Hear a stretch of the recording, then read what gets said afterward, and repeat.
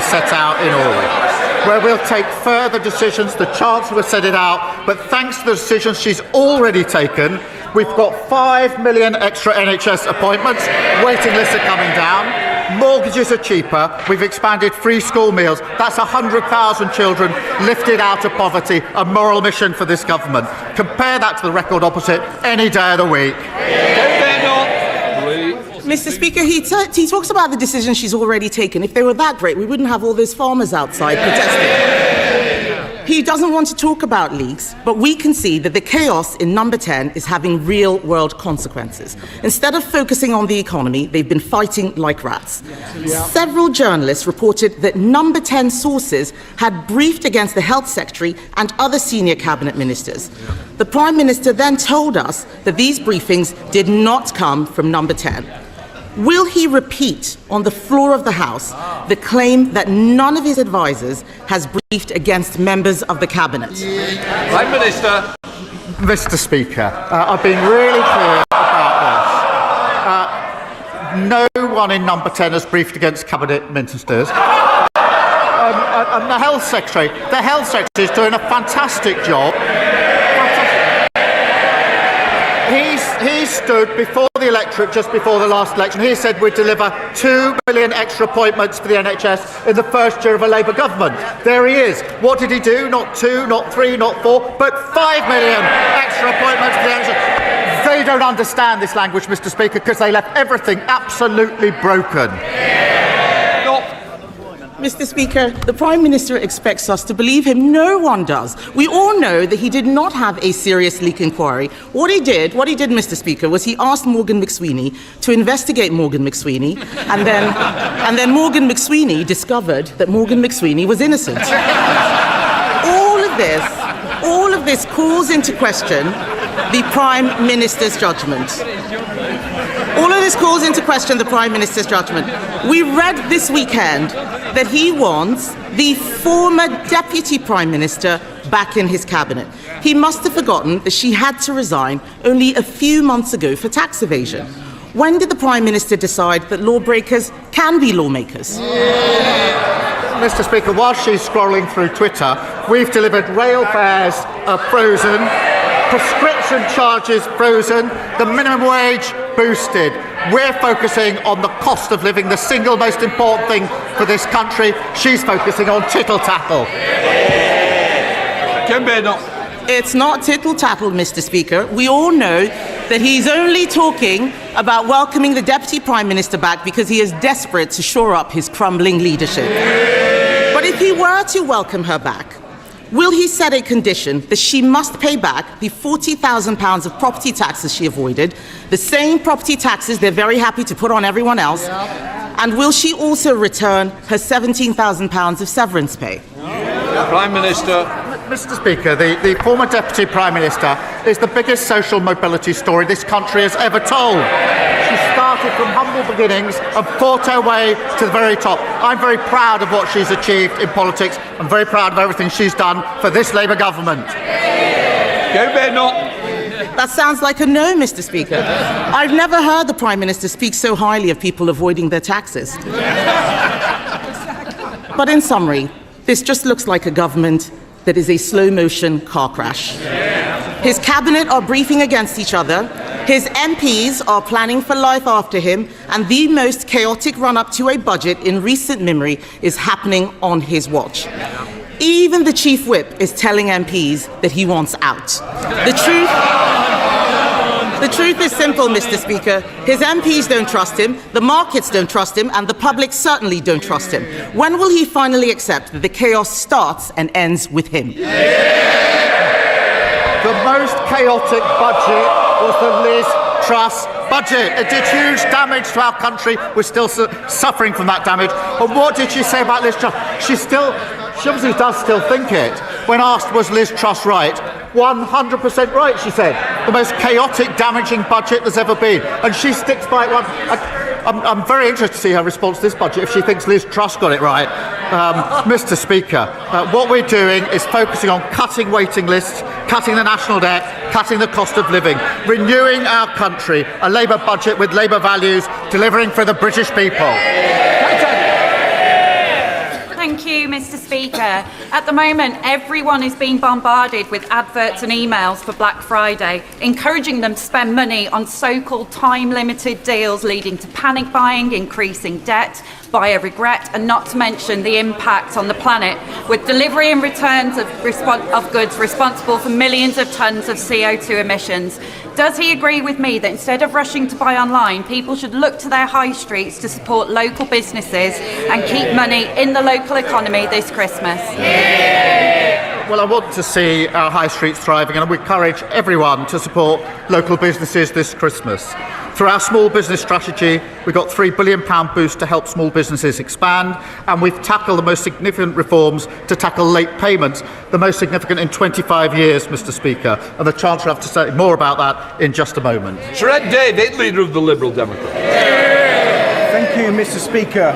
We've just seen in the leaked OBR documents that taxes are going up to a historic record high. So will the Prime Minister explain why Labour is hiking people's taxes instead of fixing the £90 billion Brexit black hole in the public finances by growing our economy with a new, detailed, brilliant trade deal with our European partners? Well, he'll only have to wait a few minutes for the full details of the budget. But, Mr. Speaker, every week he comes here with the same problem. He always wants more spending, and he never wants to say how he's going to raise the money for it. The two things can't go together.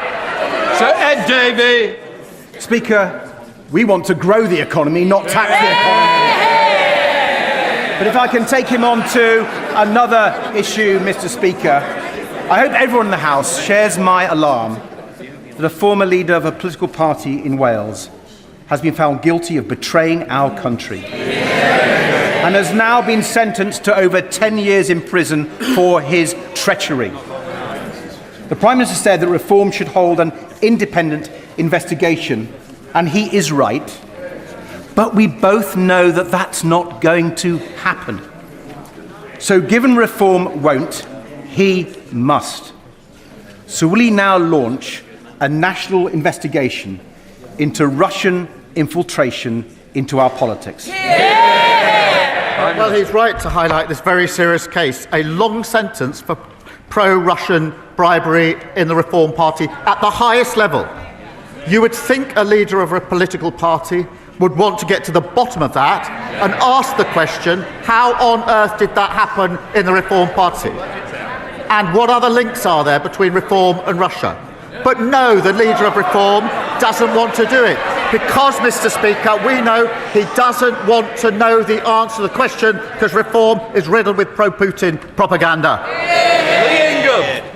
Thank you, Mr. Speaker. Mr. Speaker, after 8 years of traffic chaos and increasingly creative traffic diversions, residents of Parkside and Marston Grange in my constituency are beginning to wonder whether the A513 at Beaconside is a permanent monument to the traffic cone.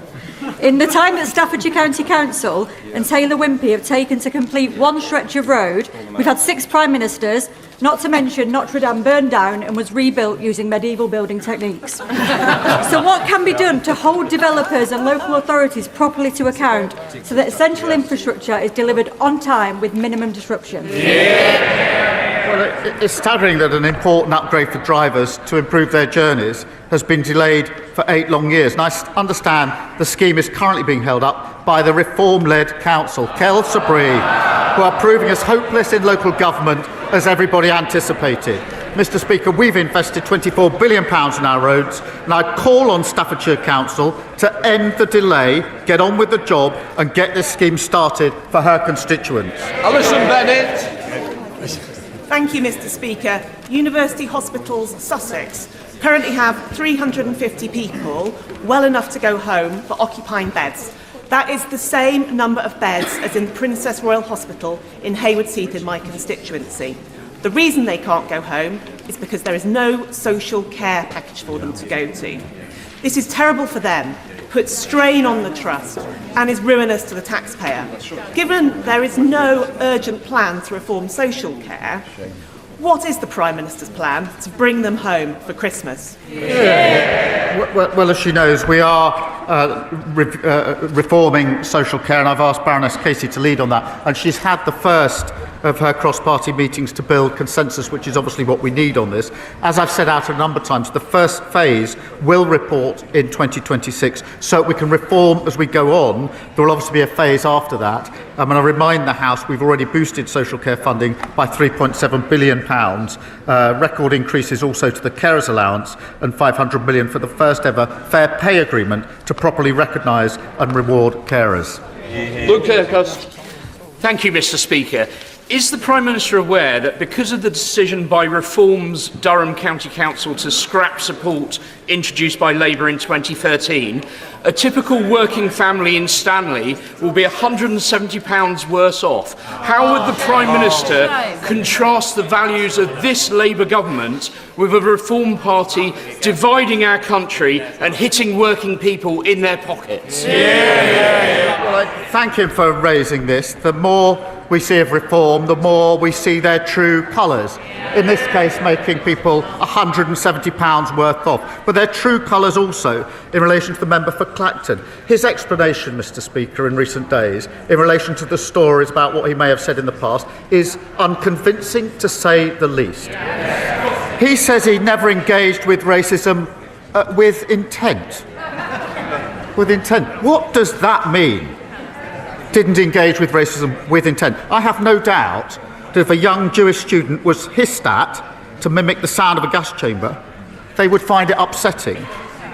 He may want to forget that. They won't. He clearly remembers some of what happened. He should seek those people out and go and apologise to them. Thank you, Mr. Speaker. Lewis, not his real name, is an Eastbourne boy with special educational needs who was left traumatised after his passenger assistant relentlessly and brutally restrained him on his home-to-school transport.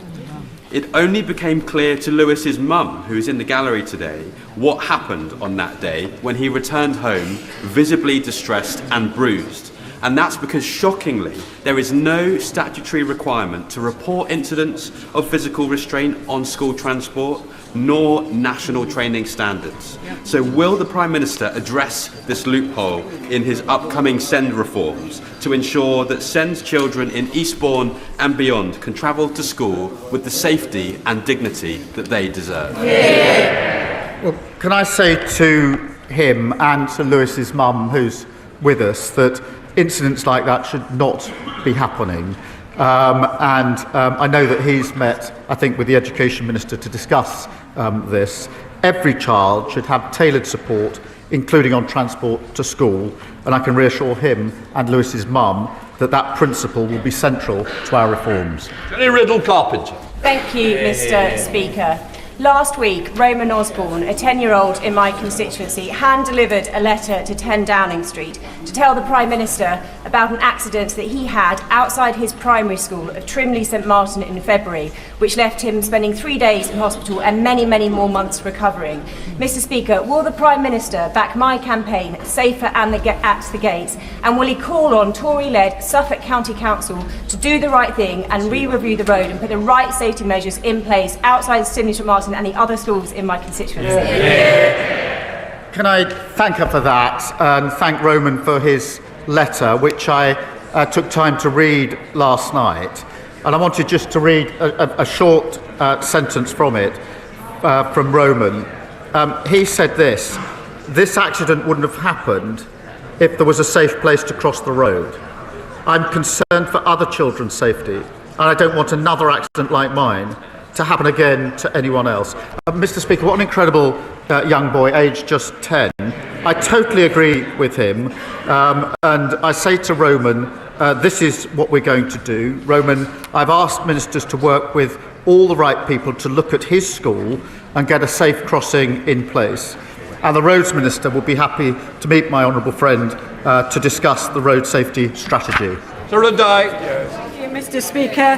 This morning I met with farmers on Whitehall, and on Saturday farmers supplying milk to family-run White Farms who have been making traditional cheddar cheese near Bruton for 160 years. They all told me, Mr. Speaker, the family farm tax as it stands will devastate their businesses. So if he really wants growth, will the Prime Minister listen to farmers, industry, the EFRA Select Committee, even his own MPs, and pause and rethink this damaging and regressive tax?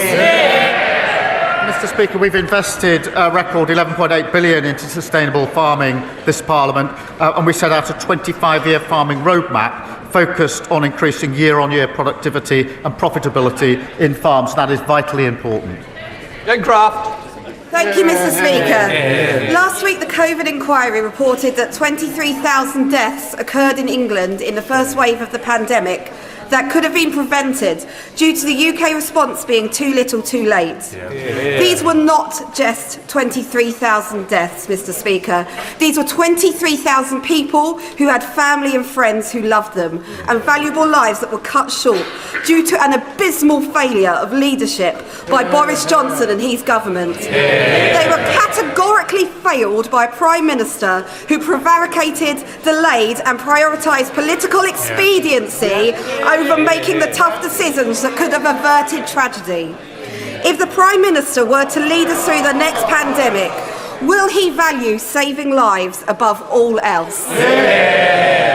Well, she's right. The report is a sombre moment, and it's important to remember the scale of suffering and the scale of the loss of life, which is made clear in the testimonies of the families in the report, and to remember the incredible contribution of frontline workers and everyone who focused on protecting others. Mr. Speaker, we're committed to learning the lessons needed from the COVID inquiry to protect and prepare us for the future. And the pandemic does still weigh heavily on our public finances and our NHS. That's why we've already conducted a pandemic exercise to test preparedness and agreed a historic global pandemic agreement to improve our ability to prevent global disease threats alongside our partners. Adam Dance. Mr. Speaker, I hope the Prime Minister will agree with me that the defence industry in Somerset is a key engine for growth, jobs and innovation. Leonardo in Yeovil is making a fantastic progress with the Proteus uncrewed helicopter, but the future of that project, thousands of jobs at the site in Yeovil and the 320 million Leonardo contribute to local GDP is dependent on the new medium helicopter contract. Will the Prime Minister reassure my constituents that he supports the industry in Yeovil, and will his government finally get round to awarding this long overdue contract? Well, can I pay tribute to those in Somerset and his constituency in the defence sector, which is hugely important to our country and our security. I can confirm we're continuing with the establishment procurement process for the new medium helicopter programme to deliver modern equipment for our armed forces. That's part of the biggest sustained boost to our defence since the Cold War, and I'm determined to see a defence dividend of investment in British jobs and apprentices, including in his constituency. Mr. Speaker, that builds on the £8 billion Typhoon deal that we've secured, the £4 billion maritime deal with Indonesia, and the £10 billion frigate deal with Norway. Serena Blackenbridge. Thank you, Mr. Speaker. I joined Wensfield Men walking and talking on International Men's Day, a fantastic group who are strengthening our community through good company and what Stephen calls a growing band of brothers. In an age of pressure, polarisation and endless phone scrolling, they bring men together to support one another. Will the Prime Minister join me in congratulating all involved and explain how the first ever men's health strategy will back similar grassroots initiatives? Can I thank her? It is so important that men have the space and support from their peers to discuss their mental health. Can I thank Men Walking and Talking for the work that they do that makes such a difference? We were proud to launch our men's health strategy last week to get more men the support they need. And Mr. Speaker, I wanted to take a moment to thank my honourable friend for Cannock Chase for his honesty and bravery on International Men's Day. And I say again, men speaking so truthfully about their experiences is so powerful and inspires more to do the same. He's a credit to this House. Richard. Thank you, Mr. Speaker. consequential to President Trump's misunderstanding of Putin's assessment going forward into. I've got it completely wrong, so let me do it without notes. There we are. What a day to do it. So, President, I can't. I've completely lost it, and I apologise. So let me read it. Let me read it because I'm going to carry on. I'm afraid the Prime Minister's not going to get away that easy. So, consequential to President Trump's misunderstanding of Putin's strategic intent for both Ukraine and Europe is the Prime Minister's solemn responsibility to keep this country safe. Given the hypersonic missile threat and the ballistic missile threat, known threat from Russia, and the fact that the United Kingdom has no current counter to that, what is the Prime Minister going to do to keep this country safe from those that have already threatened us? I thank him for his question and his contribution to this important debate, and of course the contribution he made yesterday as well. It is the first duty of the Prime Minister to keep this country safe. It's the duty that is paramount and above all else, and I take it extremely seriously and treat it as my number one priority. We review our security and defence arrangements all of the time, and we are particularly a leading member in NATO, which is the single most effective military alliance the world has ever seen. Ben Coleman. Thank you, Mr. Speaker. My constituents in Chelsea and Fulham tell me that our top national priority must remain, as it is, economic growth. So does the Prime Minister agree that the swiftest way to achieve growth is for the government to be even more ambitious in negotiating with the European Union to remove the new red tape and trade barriers that have been holding back UK businesses, especially small and medium-sized ones, since the Conservatives' poorly managed exit from the European Union? Well, the deal we struck with the EU will deliver on what the British public voted for last year, which is, as he says, boosting economic growth and restoring positive relations. And the deal we've struck is worth £9 billion to our economy in 2040. It includes an SBS agreement to cut supermarket prices and boost export opportunities. And the tourism reform would rip up that deal and leave us all paying more at the checkout. Okay. Thank you, Mr. Speaker. When it comes to economic growth, this Labour government is all talk and no action. So maybe I can help the Prime Minister. Roadworks and traffic jams cost the UK economy £8 billion last year. This affects my constituents in Broxbourne every single day. They want to know what the government is doing about it, when the government is going to back working people and get Britain moving. Under this government, growth is the highest in the G7 for the first half of this year. Under the last government, they crashed the economy. Emily Darwin. Thank you, Mr. Speaker. Yesterday was the UN International Day for the Elimination of Violence Against Women, otherwise known as White Ribbon Day in Milton Keynes and many other places. Will the Prime Minister join with me in congratulating Mr. Speaker on his commitment that this House will become the first national White Ribbon Parliament in the world? And will he join me, Mr. Speaker, and many members from across this House in making the White Ribbon promise to never use, excuse, or remain silent about men's violence against women? Can I thank her for raising this really important issue? And I'm really proud, Mr. Speaker, on what you've done with this Parliament in relation to the White Ribbon campaign. We must then turn that from a ribbon into action. And I am really proud that this government is fully committed to tackling violence against women and girls. It is a political commitment, it is a personal commitment from me, and we'll do everything we can in relation to reducing violence against women and girls, which is pernicious, it is far more widespread than people appreciate, and we absolutely have to stop talking and start doing in relation to this. Final question, Liz Subble-Roberts. From his previous answer, we can only conclude that the Prime Minister has faith in the member of Clacton to police his own party on Russian interference. But the leader of Reform has already said that this is beyond his capabilities. Why, therefore, is the Prime Minister so unwilling to take responsibility and launch a full investigation into foreign interference in our democracies. Interference in our democracy, but the responsibility for the investigation of what happened in Reform lies with the leader of the Reform Party. Mr. Speaker, he's usually got plenty to say, and now he's totally silent on one of the most important issues. Mr. Speaker, he needs to speak up and answer those questions. That completes Prime Minister's questions.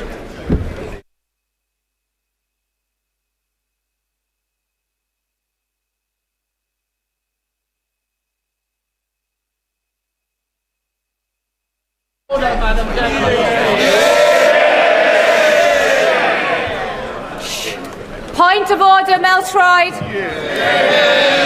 Thank you, Madam Deputy Speaker. On a point of order, Madam Deputy Speaker, this morning we have seen an unprecedented leak of the OBR's Economic and Fiscal Outlook report before the budget. This report contains market-sensitive information. It is utterly outrageous that this has happened, and this leak may indeed constitute a criminal act. In Prime Minister's questions, the Leader of the Opposition asked the Prime Minister about this leak, but he refused to answer her question. So, Madam Deputy Speaker, please can you advise this House what steps are at its disposal to force a leak inquiry into this matter? And would it be possible to ask the Table Office to distribute copies of the report given to the House, given that everybody outside of this House has already had the opportunity to read it? Order! This is not a point of order for the Chair. The Chancellor is about to make her budget statement, and I expect members and their constituents wish to hear from the Chancellor directly. However, before I call the Chancellor to speak, I nonetheless wish to make a short statement. For a number of weeks, and yet again yesterday, there have been extensive briefings to the media on the government's fiscal policy and public finances. This disappointing trend in relation to budget briefings has been growing for a number of years under successive governments, but appears to have reached an unprecedented high. Weeks ago, we saw the Chancellor delivering a speech in Downing Street, setting the scene for the budget, as well as specific policy announcements being briefed out to the media in advance of today's financial statements. I don't need any help. And just a moment ago, it seems the OBR analysis has also appeared online. This all falls short of standards that the House expects. The premature disclosure of the contents of the budget has always been regarded as a supreme discourtesy to this House and to all the democratically elected members, not to mention to Mr. Speaker and to myself, the Chairman of Ways and Means. The government's own ministerial code cannot be clearer, as set out in paragraph 9.1. When Parliament is in session, the most important announcements of government policy should be made in the first instance to Parliament. Mr. Speaker has always upheld the rights of this House and its members to be treated with respect and to be the first to hear major government policy announcements on behalf of their constituents. As Chairman of Ways and Means, I have responsibility to oversee the House's consideration of the budget statement and the ensuing resolutions, which are described in Erskine May paragraph 36-33 as the most important business of Ways and Means in this House. I want honourable members on all sides of the House to have adequate opportunity to hold the Chancellor to account, rather than hear and read about new policies on a daily basis in the media. And like many, I also expected better. Before I call the Chancellor of the Exchequer, I remind honourable members that copies of the budget resolutions will be available to them from the vote office in members' lobby at the end of the Chancellor's statement and online. Shh. I also remind honourable members that interventions are not taken during the Chancellor's statement, nor during replies to the Leader of the Opposition or the Leader of the Liberal Democrats. I call the Chancellor of the Exchequer.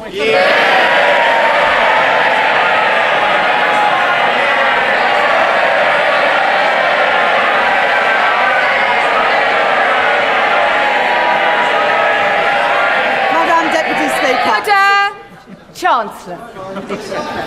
Madam Deputy Speaker, it is my understanding that the Office of Budget Responsibility's Economic and Financial Outlook was released on their website before this statement. This is deeply disappointing and a serious error on their part. The Office for Budget Responsibility have already made a statement taking full responsibility for their breach. Madam Deputy Speaker, we are rebuilding our economy. Over the last 16 months, we have overhauled our planning system to get Britain building, forged new trade deals with the United States, India and the European Union, reformed our visa system to bring the brightest and the best to Britain. We changed our fiscal rules that we inherited from the Conservatives and raised public investment to its highest level in 4 decades. And in last year's budget, I raised taxes on business and the wealthiest to close the £22 billion black hole in the public finances left by the party opposites. And we used that money to fund the biggest ever settlement for our National Health Service. They were the fair and necessary choices. And we faced opposition to them, from opponents to planning reform, who will always demand that the future is built somewhere else, not in their backyard. Opponents to trade, who want to take us down the path of isolation and division. Opponents to investment, who believe that the only good thing a government can do is get out of the way. Opponents who insist that the only way to balance the books is to cut public spending. And opponents who say that we don't need to balance the books at all. But we made these choices for a reason. Because after 14 years of Conservative government, working people demanded and deserved change. Investment, not cuts to our public services. Stability for our public finances. The single most important factor in getting the cost of living down. And economic growth, the best means to improve wages, create jobs, and support public services. That is what our plan, that is what this government and our Prime Minister are all about. Today's budget builds on the choices that we have made since July last year. To cut NHS waiting lists, to cut the cost of living, and to cut debt and borrowing. No doubt we will face opposition again, but I have yet to see a credible or a fairer alternative plan for working people. These are my choices, the right choices for a fairer, a stronger and more secure Britain. Order. Far too much noise, and I expected so much better from you, Dr. Luke Evans. You're meant to be a leader in your community. Simmer down, Chancellor. I'm happy for them to shout as much as they like, Madam Deputy Speaker, as long as they do it from the opposition benches where they can't cause any more damage. I said there would be no return to austerity, and I meant it. This budget will maintain investment in our economy and in our National Health Service. I said I would cut the cost of living, and I meant it. This budget will bring down inflation and provide immediate relief for families. I said I would cut debt and borrowing, and I meant it. Because of this budget, borrowing will fall as a share of GDP in every year of this forecast. Our net financial debt will be lower at the end of the forecast than it is today, and I will more than double the headroom against our stability rule to £21.7 billion, meeting our stability rule and meeting it a year early. These are my choices, not austerity, not borrowing, not turning a blind eye to unfairness. My choices are a budget for fair taxes, strong public services and a stable economy. That is the Labour choice. Growth is the engine that carries every one of our ambitions forward, through stability, investment and reform. The platform from which British ambition can finally get moving again. Because growth doesn't just appear out of thin air. It is built patiently and stubbornly by people who take risks, by founders who bet their savings on an idea, by firms breaking into new markets, developing new technologies and creating new jobs and new opportunities, by the men and the women who work hard every day in all parts of our country. Our job is not to watch from the sidelines, but to partner with them, backing them every step of the way, to match private enterprise with public ambition. I would like to thank my team of officials at the Treasury for their hard work in preparing this budget. In the spring, the Office of Budget Responsibility forecast that our economy would grow by 1% this year. I said then that Britain would defy the forecasts, and defy them we have. The OBR have upgraded Britain's growth for this year from 1% to 1.5%. Reaching the same conclusions as the IMF, the OECD and the Bank of England, who have already upgraded their forecasts. Today, the OBR have published the result of their review of the supply side of the economy. They are clear that this is not about the last 14 months. It is about the previous 14 years. The legacy of Brexit and the pandemic, and the damaging decisions by the party opposite. Cutting public spending, leaving communities and entire regions behind, starving our economy of investment and weakening our public services.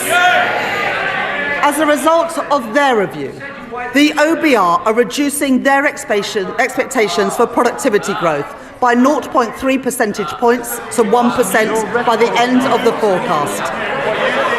They say today, and I quote, real GDP is forecast to grow by 1.5% on average over the forecast due to lower underlying productivity growth. There is an impact on our public finances too. The OBR say that their productivity forecast will mean £16 billion less in tax receipts by 2030. These forecasts are the Tories' legacy, not Britain's destiny.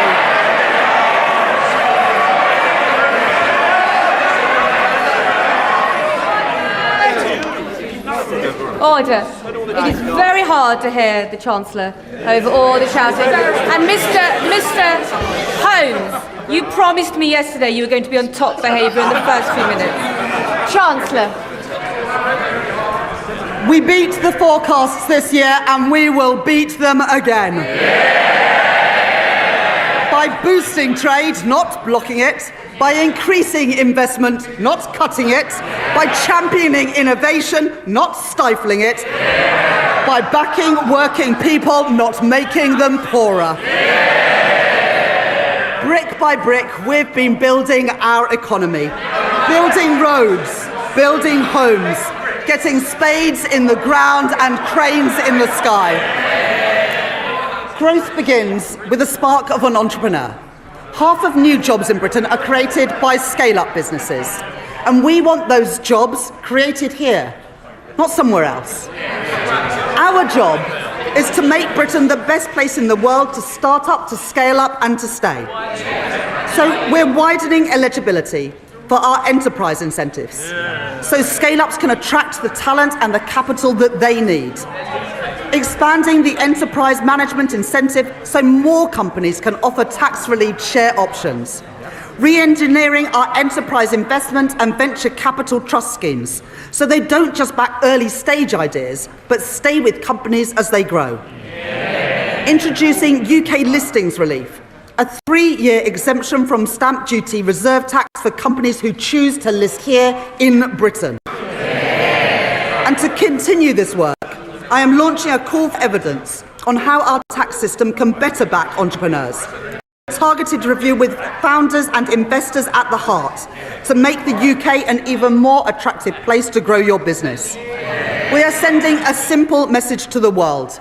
If you build here, Britain will back you. And our retail investment system should do the same.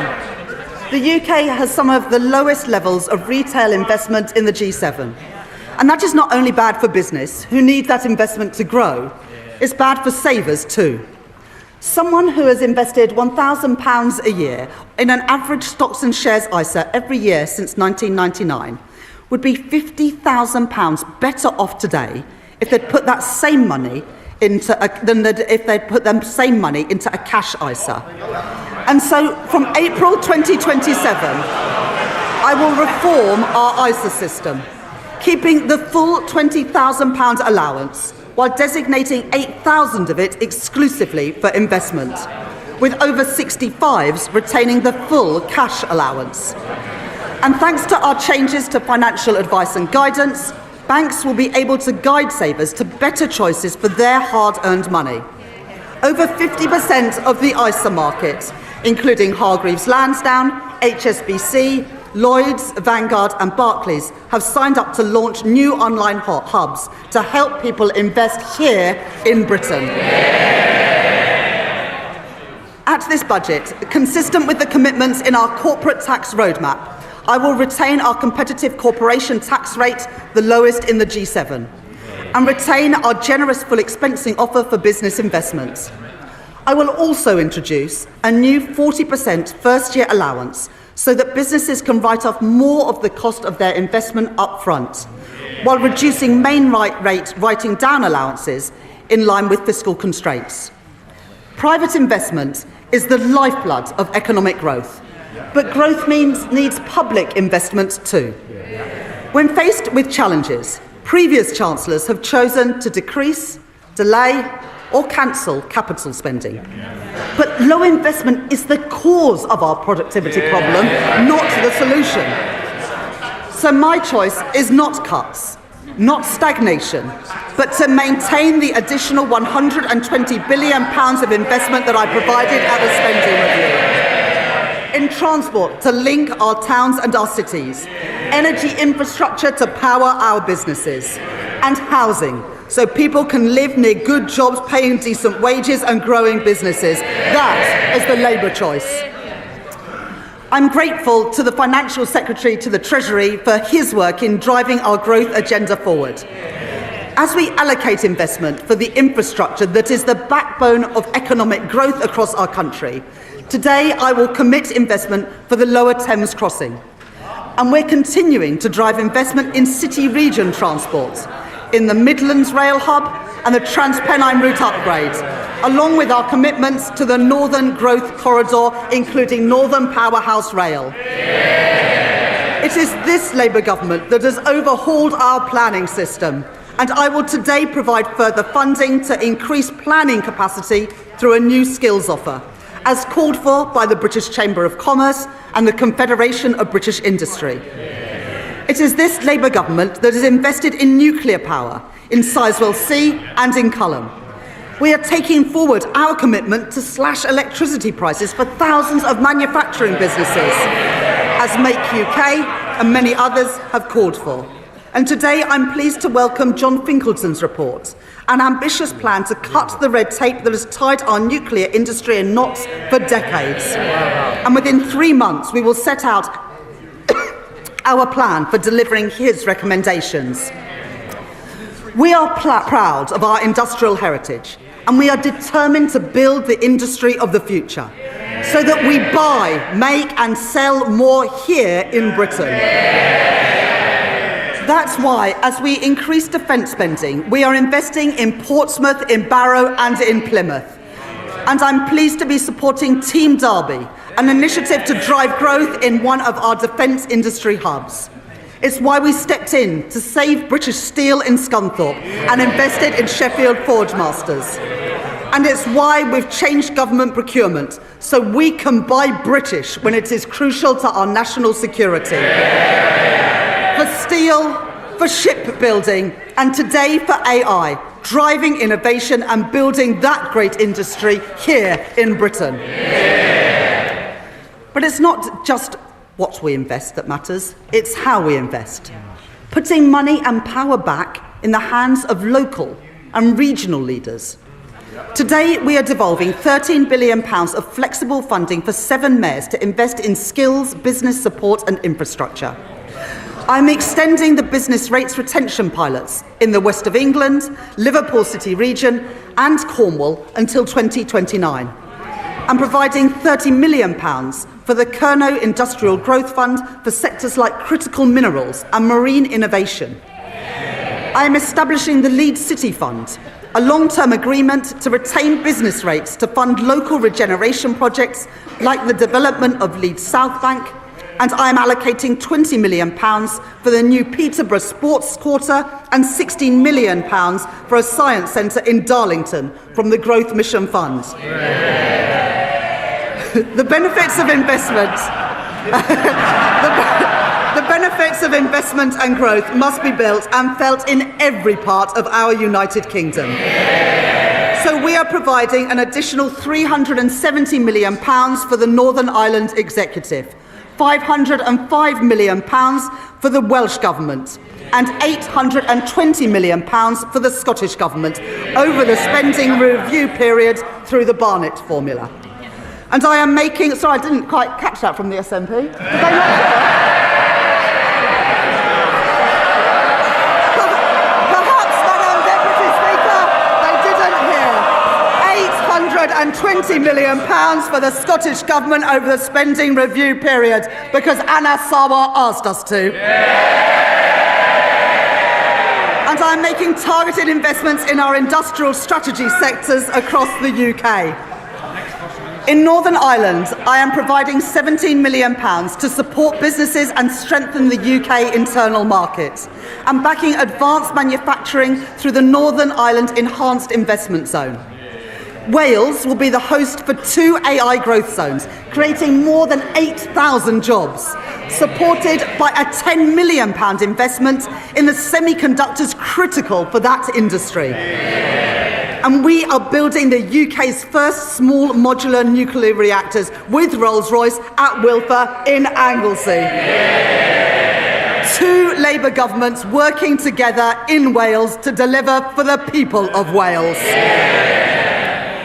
And in Scotland, I'm committing over £14 million for low-carbon technologies in Grangemouth, £20 million to renew infrastructure at Inchgreen in Inverclyde, and £20 million to redevelop Kirkcaldy Town Centre and Seafront, with construction starting next year. And that's on top of the UK's biggest ever warship export deal with the Norwegian government to build frigates in Glasgow, supporting 4,000 jobs. Investment opposed by the SNP, jobs opposed by the SNP, defence opposed by the SNP, but secured by this Labour government. A growing economy needs strong foundations of economic stability, with borrowing, inflation down and investment up.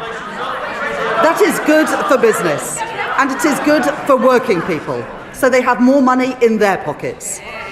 Economic stability, safeguarded by ironclad fiscal rules, is our best defence against rising prices and the best way to improve living standards.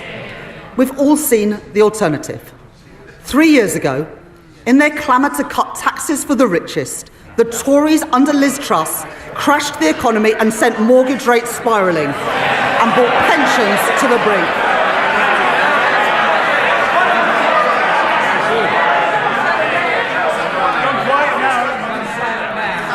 Being so loud, Madam Deputy Speaker, and yet I can't even hear them now. Now, I know that the leader of the Green Party is a keen hypnotherapist, and he believes that he can achieve remarkable things using only the power of his mind. Unfortunately, the only things getting bigger under his approach would be the deficit and the rate of inflation. And for all the damage that the Conservative cuts did to our schools and our hospitals, They also doubled the national debt. Our net financial debt this year will be £2.6 trillion, 83% of GDP, meaning that today, 1 in every £10 that government spends is on debt interest. Not on paying down that debt, but just on paying the interest on the debt that we inherited from the Conservatives. My fiscal rules will get borrowing down while supporting investment. The stability rule, that day-to-day expenditure must be met through tax receipts. And the investment rule, which allows me to increase investment whilst getting debt on a downward path. Those fiscal rules are non-negotiable. I met them at the budget last year, I met them in the spring, and I have met them today. While the current budget balance is in deficit by £28.8 billion in 26-27 and £4.6 billion in 27-28, it moves into a surplus of £3.9 billion in 28-29, £21.7 billion in 29-30, and £24.6 billion in 2030-31. More than doubling our headroom against the stability rule and meeting that rule a year early too. And our net financial debt is 83.3% in 26-27, 83.6% in 27-28, 83.7% in 28-29, falling to 83.0% in 29-30 and 82.2% in 2030-31. Madam Deputy Speaker, I said we would cut the debt, and we are, with debt down by the end of the forecast. And going forwards, to support our commitment to a single fiscal event and further strengthen our economic stability, I will follow the recommendations of the International Monetary Fund by assessing the fiscal rules just once a year at the budget. Despite the challenges we face on productivity, the path of our deficit reduction remains broadly the same as in spring. Public sector net borrowing is due to be £112.1 billion, or 3.5% of GDP in 26-27, 3% in 27-28, 2.6% in 28-29, 1.9% in 29-30, and 1.9% in 2030-31, ending at £67.2 billion, translating into an increase in the net cash requirement next year of £4.2 billion, taking the total to £133.3 billion. According to the IMF, we are due to reduce borrowing more over the rest of this Parliament than any other G7 economy. The Conservatives crashed the economy, we are protecting it. The Conservatives lost control of debt, we are getting debt down. The Conservatives let inflation and interest rates go through the roof. But, Madam Deputy Speaker, since Labour took office, the Bank of England have cut interest rates 5 times. I've made my choices. Not reckless borrowing, not dangerous cuts, but stability for our economy, security for our public finances, and security for family finances too. Those are the Labour choices. Madam Deputy Speaker, Tory austerity left classrooms crumbling and waiting lists sky high, weakened our productivity and choked our economic growth. And now they propose a further £47 billion of cuts to our public services. Well, that is equivalent to cutting every police officer in our country twice over. And then there is Reform, who promise more than £100 billion of cuts with no details of where those cuts will come from or who will pay for them. A recipe for devastating damage to our public services. People voted for Labour because they wanted roads that aren't full of potholes. They want police on our streets, and they want an NHS that is there when they need it. And we're delivering that. Waiting lists down by 230,000. And not just the 2 million additional appointments we promised, but an additional 5.2 million appointments already delivered since the general election. I joined the Labour Party almost 30 years ago because I could see that the Conservative government that I grew up under didn't care much about schools like mine. Textbooks were rationed. I know that many of you weren't at schools like mine. There is far too much noise, far too much excitement. People need to calm down a little. Chancellor. They don't want to hear what the Tories did to schools like mine, but I will tell them. Textbooks rationed, libraries closed, kids herded into porter cabins in the playground, and I came into politics to change that. The money that I allocated at the spending review will fix the crumbling classrooms that the Conservatives left behind and build the schools that they promised but never delivered.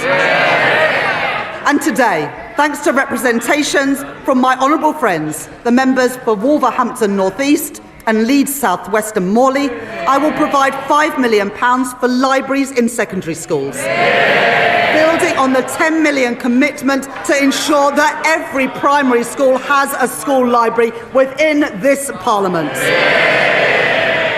And thanks to representations from my honourable friends, the members for Bournemouth East and from Luton North, I am providing £18 million to improve and upgrade playgrounds across England. Madam Deputy Speaker, let there be no doubt that this is a government that is on the side of our kids and who will back their potential. I will not allow the legacies of Conservative neglect to stain our society. Last year, I made changes to the Mine Workers Pension Scheme to ensure that its members receive the fair pensions that they are owed. This year, with thanks to the Minister for Pensions for all his work in this subject, I can go further. I have heard representations from Labour Coalfield MPs, including my honourable friends, the members for Bassetlaw, Blythe and Ashington, Barnsley South, Mansfield and Llanelli. And today I can announce that I will transfer the Investment Reserve Fund of the British Coal Staff Superannuation Scheme to its members. The men and the women who worked in our coal industry get a fair deal in their retirement too. And more. Having heard representations from my honourable friends, the members for Banbury and the member for Edinburgh South West, I will index for inflation on pensions accrued before 1997 in the Pension Protection Fund and the Financial Assurance Scheme, so that people whose pension schemes became insolvent, no fault of their own, no longer lose out as the result of inflation. Last year, I also provided funding to compensate the victims of the infected blood scandal, after the previous government failed to budget for the costs of compensation. This year, I have listened to representations from my honourable friend, the member for Eltham and Chislehurst, and my honourable friend, the member for Edinburgh South West. And I'd like to thank the Minister for Employment for her representations over many years on this subject. As a result, I will exempt all payments from the infected blood scheme from inheritance tax, regardless of the circumstances in which those payments are passed down. Madam Deputy Speaker, that is how we should be spending taxpayers' money, on dealing with injustices and building strong public services, not on waste and inefficiency. At the spending review, I set an ambitious target of £14 billion of efficiencies per year by 2029, and I am grateful to the Chief Secretary to the Treasury for driving that work forward, realising savings through AI and automation, and by scrapping NHS England and reducing back-office staff by 18,000. At this budget, I will find a further £4.9 billion of efficiencies by 2031. Getting rid of police and crime commissioners, cutting the cost of politics and local government, and selling government assets that we no longer have any use for.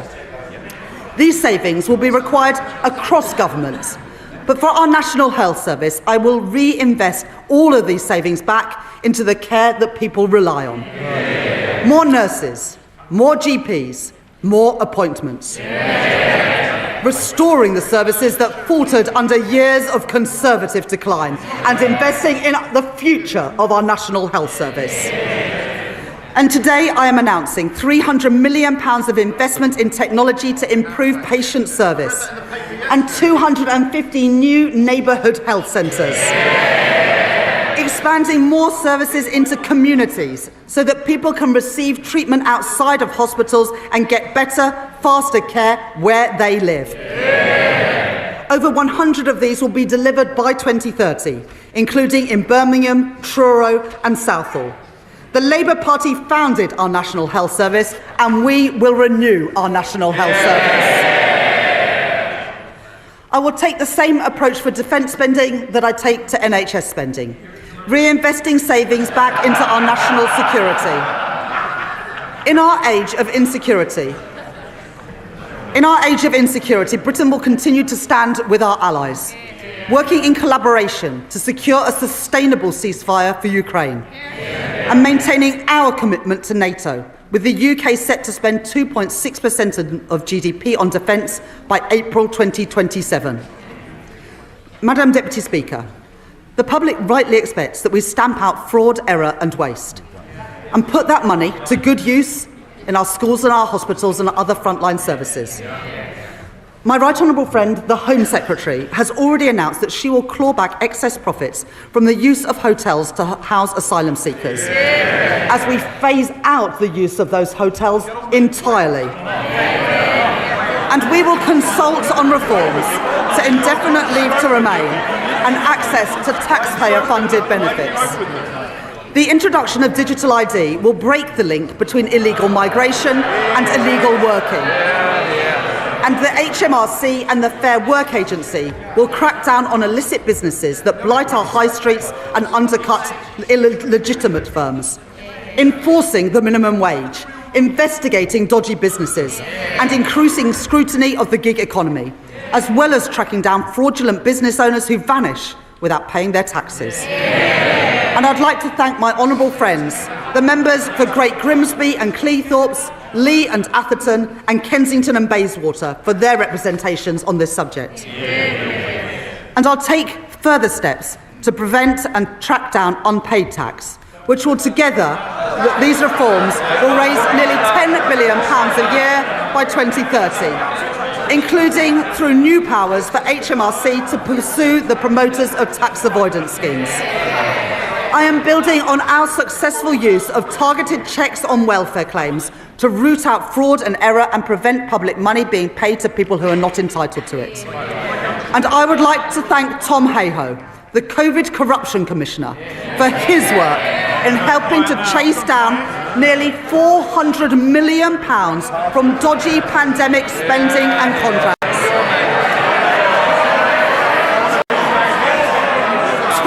Contracts handed out by Tory ministers to Tory peers and Tory friends. Well, that money belongs in our schools and in our hospitals. It is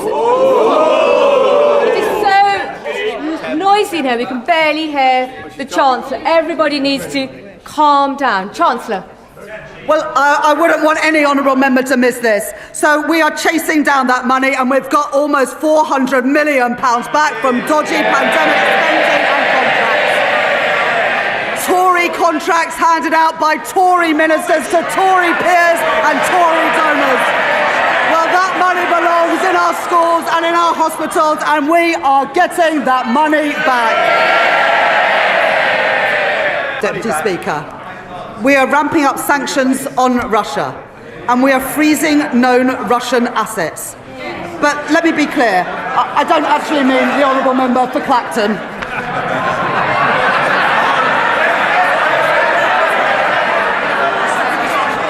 Under the Conservatives... Order.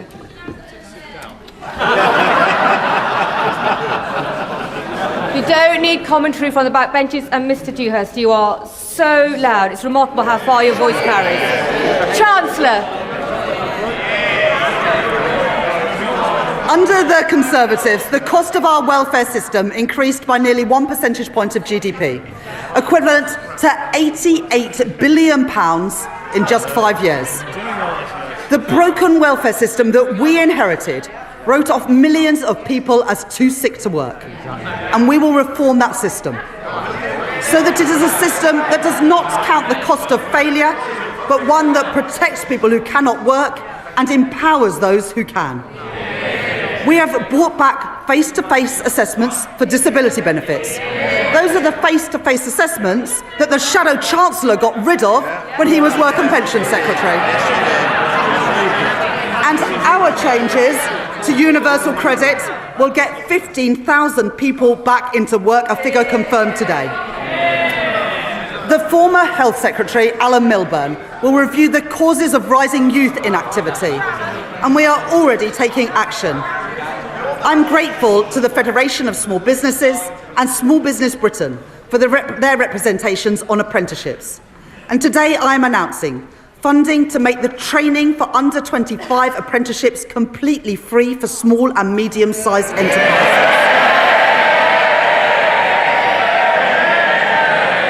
And funding our new youth guarantee, providing £820 million over the next 3 years to give young people who are let down by the Conservatives the support and the opportunity that they deserve. Guaranteeing every young person a place in college, an apprenticeship or personalised job support. And after 18 months, 18 to 21-year-olds will be offered paid work, not benefits. The Motability Scheme was set up to protect the most vulnerable, not to subsidise the lease on a Mercedes-Benz. And so I am making reforms that will reduce generous taxpayer subsidies, and Motability have confirmed that they will remove luxury vehicles from their scheme, getting the scheme back to its original purpose of offering cost-effective leases to disabled people. And taxpayers' money should not be spent on pensions for people abroad, who only lived here for a couple of years and may never even have paid a penny in tax. The Conservatives allowed thousands of people living abroad to buy their way into the state pension for as little as £3.50 a week, debasing the purpose of our pension system. And so I will abolish access to Class 2 voluntary national insurance contributions for people living abroad, increasing the time that someone has to live or work in Britain to 10 years and increasing the contributions that they must pay. These reforms improve our welfare system, they support our young people, protect those who need it most, and put an end to Conservative waste and unfairness. Madam Deputy Speaker, to break the cycle of austerity, we need a fair and a sustainable tax system, one that generates revenues to fund the public services that we all use, and supports investment to grow our economy. That does mean that today I am asking everyone to make a contribution. The previous Conservative government froze personal tax thresholds from 2021 to 2028. And today I will maintain all income tax and equivalent national insurance thresholds at their current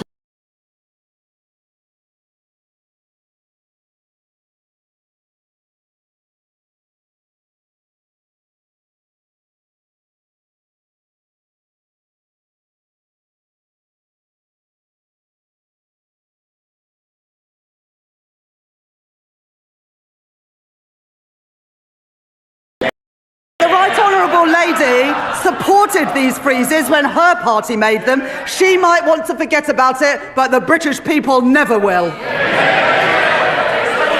At the same time, we are ensuring that people only in receipt of the basic or new state pension do not have to pay small amounts of tax through simple assessment from April 2027. I will also keep the Plan 2 student loan repayments threshold at its 2026-27 level for 3 years. Madam Deputy Speaker, I know that maintaining these thresholds is a decision that will affect working people. I said that last year, and I won't pretend otherwise now. Madam Deputy Speaker, I am asking everyone to make a contribution, but I can keep that contribution as low as possible because I will make further reforms to our tax system today to make it fairer. and to ensure that the wealthiest contribute the most. The Conservatives knew that our tax system didn't work. Time and time again, they ducked the necessary reforms, leaving a system unfit for a changing economy, with unfairness that they refused to address. Currently, a landlord with an income of £25,000 will pay nearly £1,200 less in tax than their tenants with the same salary, because no national insurance is charged on property, dividend or savings income. It's not fair that the tax system treats different types of income so differently. And so I will increase the basic and higher rate of tax on property, savings and dividend income by 2 percentage points, and the additional rate of tax on property and savings income by 2 percentage points. Even after these reforms, 90% of taxpayers will still pay no tax at all on their savings. As well as narrowing the gap between the tax on income from assets and income from work, I also believe that a fair society is one where the wealthiest pay their fair share. The reforms I made last year will raise an additional £8 billion a year by 2020-30 from wealth. I increased taxes last year on private equity, private schools and private jets. I abolished the non-dom tax regime.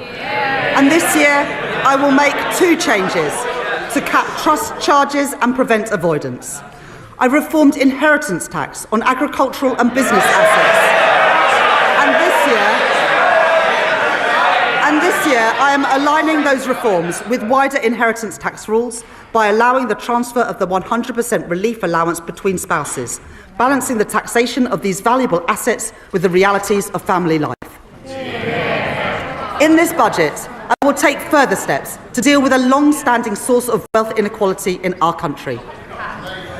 A Band D home in Darlington or Blackpool pays just under £2,400 in council tax, nearly £300 more than a £10 million mansion in Mayfair.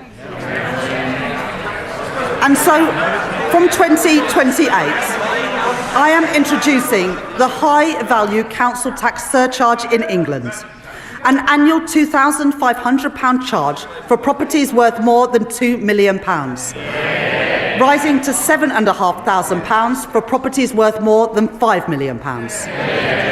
This will be collected alongside council tax, levied on owners, and we will consult on options for support or deferral.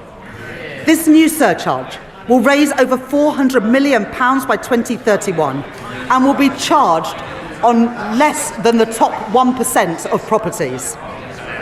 Madam Deputy Speaker, reliefs in our tax system cost the taxpayer billions of pounds a year, but many of them no longer serve their original purpose.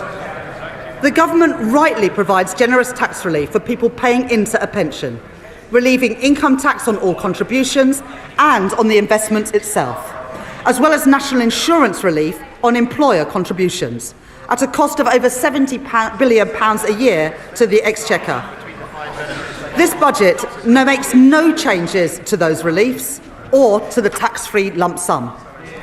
But salary sacrifice for pensions, which was intended to be a small part of our pension system, is forecast to almost treble in cost to other taxpayers, from £2.8 billion in 2017 to £8 billion by 2030, with the greatest benefit going to the highest earners, or to those in the financial services sector putting their bonuses into pensions tax-free, while those on the minimum wage or those whose employers don't offer salary sacrifice don't benefit at all. That is not sustainable for our public finances, putting pressure on the tax that everyone else pays. And so I am introducing a £2,000 cap on salary sacrifice into a pension, with contributions above that taxed in the same way as other employee pension contributions. That is a pragmatic step so that people, especially on low and middle incomes, can continue to use salary sacrifice for their pension without paying any more in tax than they do now, and to give individuals and employers time to adjust to these new arrangements. These changes will come into effect in 2029. The coalition government introduced 100% relief from capital gains tax on business sales made to employee ownership trusts, creating a route for gains to go completely untaxed when businesses are sold. I will reduce that relief to 50%, retaining a strong incentive for employee-owned companies. And as we work towards doubling the size of the cooperative economy, the Department for Business and Trade will launch a call for evidence on how we can better support co-ops to grow. Because of the changes that I have made to capital gains tax this year and last year, receipts are forecast to increase from £14 billion this year to £30 billion by 2030. To support our high streets, I am announcing a package of regulatory changes as called for by UK Hospitality and the British Retail Consortium. And I will support the Great British Pub through our new national licensing framework, encouraging councils to back our pubs and to back late-night venues with greater freedoms. For business rates, I will introduce permanently lower tax rates for over 750,000 retail, hospitality and leisure properties, the lowest rates since 1991, paid for through higher rates on properties worth more than £500,000, like the warehouses used by online giants. Alongside this, I will introduce a package of support worth over £4.3 billion over the next 3 years for a property of any size seeing a large increase in their bill. And to support a level playing field in retail, I will stop online firms from undercutting our high street businesses by ensuring customs duty applies on parcels of any value. I will reform our motoring taxes, exempting search and rescue vehicles from vehicle excise duty as called for by my honourable friends, the member for the Western Isles and for Whitehaven and Workington. And because all cars contribute to the wear and tear on our roads, I will ensure that drivers are taxed according to how much they drive and not just by the type of car they own, by introducing the electric vehicle excise duty on electric cars. This will be payable each year alongside vehicle excise duty at 3p per mile for electric cars and 1.5p for plug-in hybrids, helping us to double road maintenance funding in England over the course of this Parliament. And alongside this, I am providing support to boost our British car industry, increasing the threshold for the expensive car supplement on electric vehicles to £50,000, saving over 1 million motorists £440 a year. Providing £1.3 billion additional funding for the electric car grant, extending it to 2030 and taking total funding to £2 billion, as well as delaying changes to the employee car ownership scheme. In addition, we're investing a further £200 million to accelerate the rollout of EV charging, as well as 100% business rates relief for EV charge points for the next decade, with thanks to my honourable friend, the member for Camborne and Redruth, for his representations on this policy. And I will improve competition in our taxi industry by ending ride-hailing companies' use of a discount scheme intended for coach tours, as called for by Steve McNamara, the General Secretary of the Licensed Taxi Drivers Association, legislating to restrict access so that everyone pays fairly and protecting £700 million of tax revenue each year. I am responding to our consultation on landfill tax, and listening to representations, particularly from our house building industry.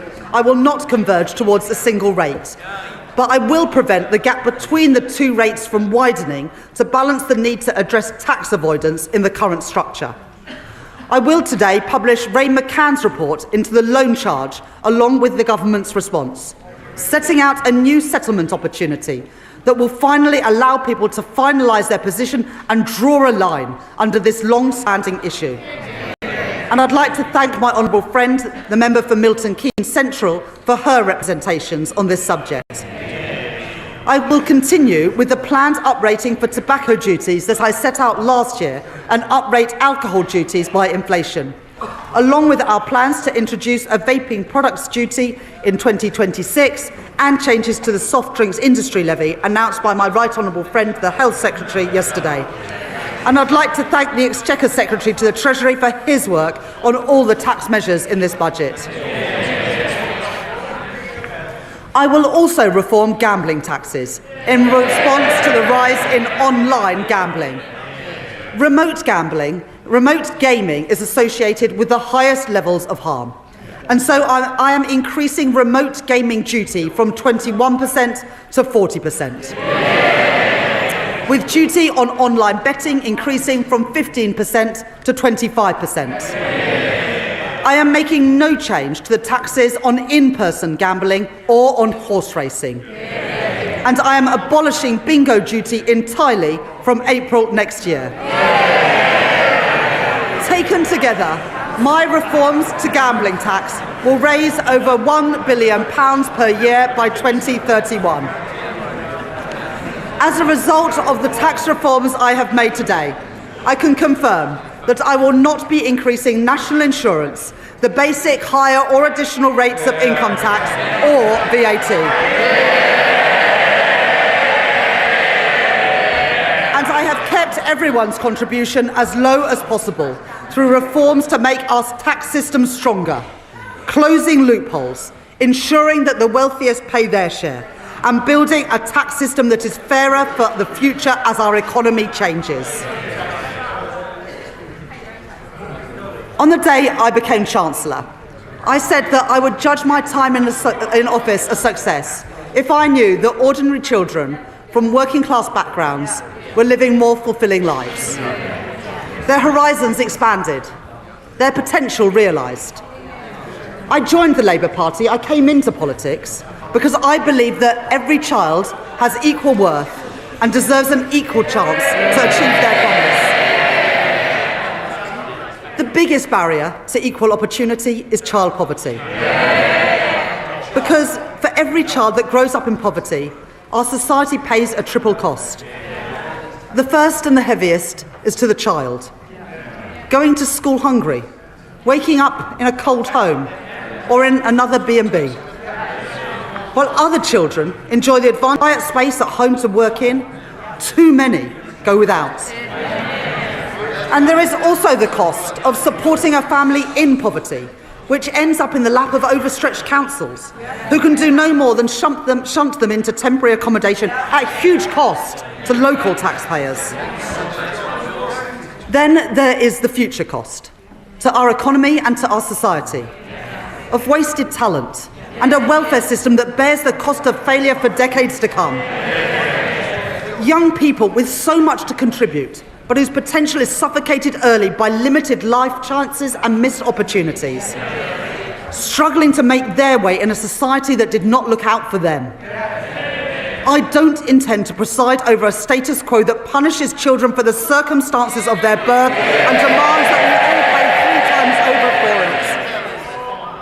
it. Since last July, we've rolled out free breakfast clubs in schools. We're expanding free school meals to 500,000 more kids, lifting 100,000 children out of poverty as we do it.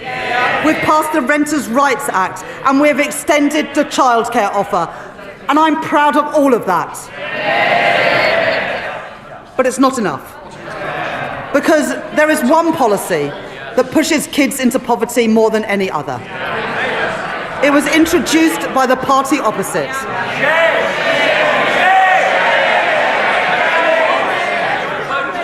They said it would save money and that it would bring about behavioural change, disincentivising poorer families from having more children. Well, even on its own terms, it failed. The welfare bill has continued to rise, and there's been no difference in the size of families. But what it has done is to push hundreds of thousands of children into poverty since it was introduced. They said they were punishing parents' choices, but it's the kids who have paid the price. They've paid the price for the policies of a party which opted for cynical gimmicks over real savings in our welfare system.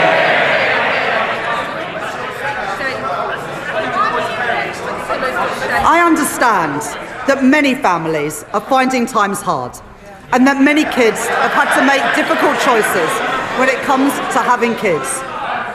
And there are many reasons why people choose to have children and then find themselves in difficult times. The death of a partner, separation, ill health, a lost job. I don't believe that children should have to bear the brunt of that. And neither can I, in good conscience, leave in place the vile policy known as the rape clause, requiring women to prove if their child has been conceived non-consensually to receive support. I'm proud to be Britain's first female Chancellor of the Exchequer. I take the responsibilities that come with that seriously. I will not tolerate the grotesque indignity of women of the rape clause any longer. It is dehumanising, it is cruel, and I will remove it from the statute book. And so because I am tackling fraud and error in our welfare system, because I am cracking down on tax avoidance, because I am reforming gambling taxation, I can announce today, fully costed and fully funded, the removal of the two-child limit in full from April.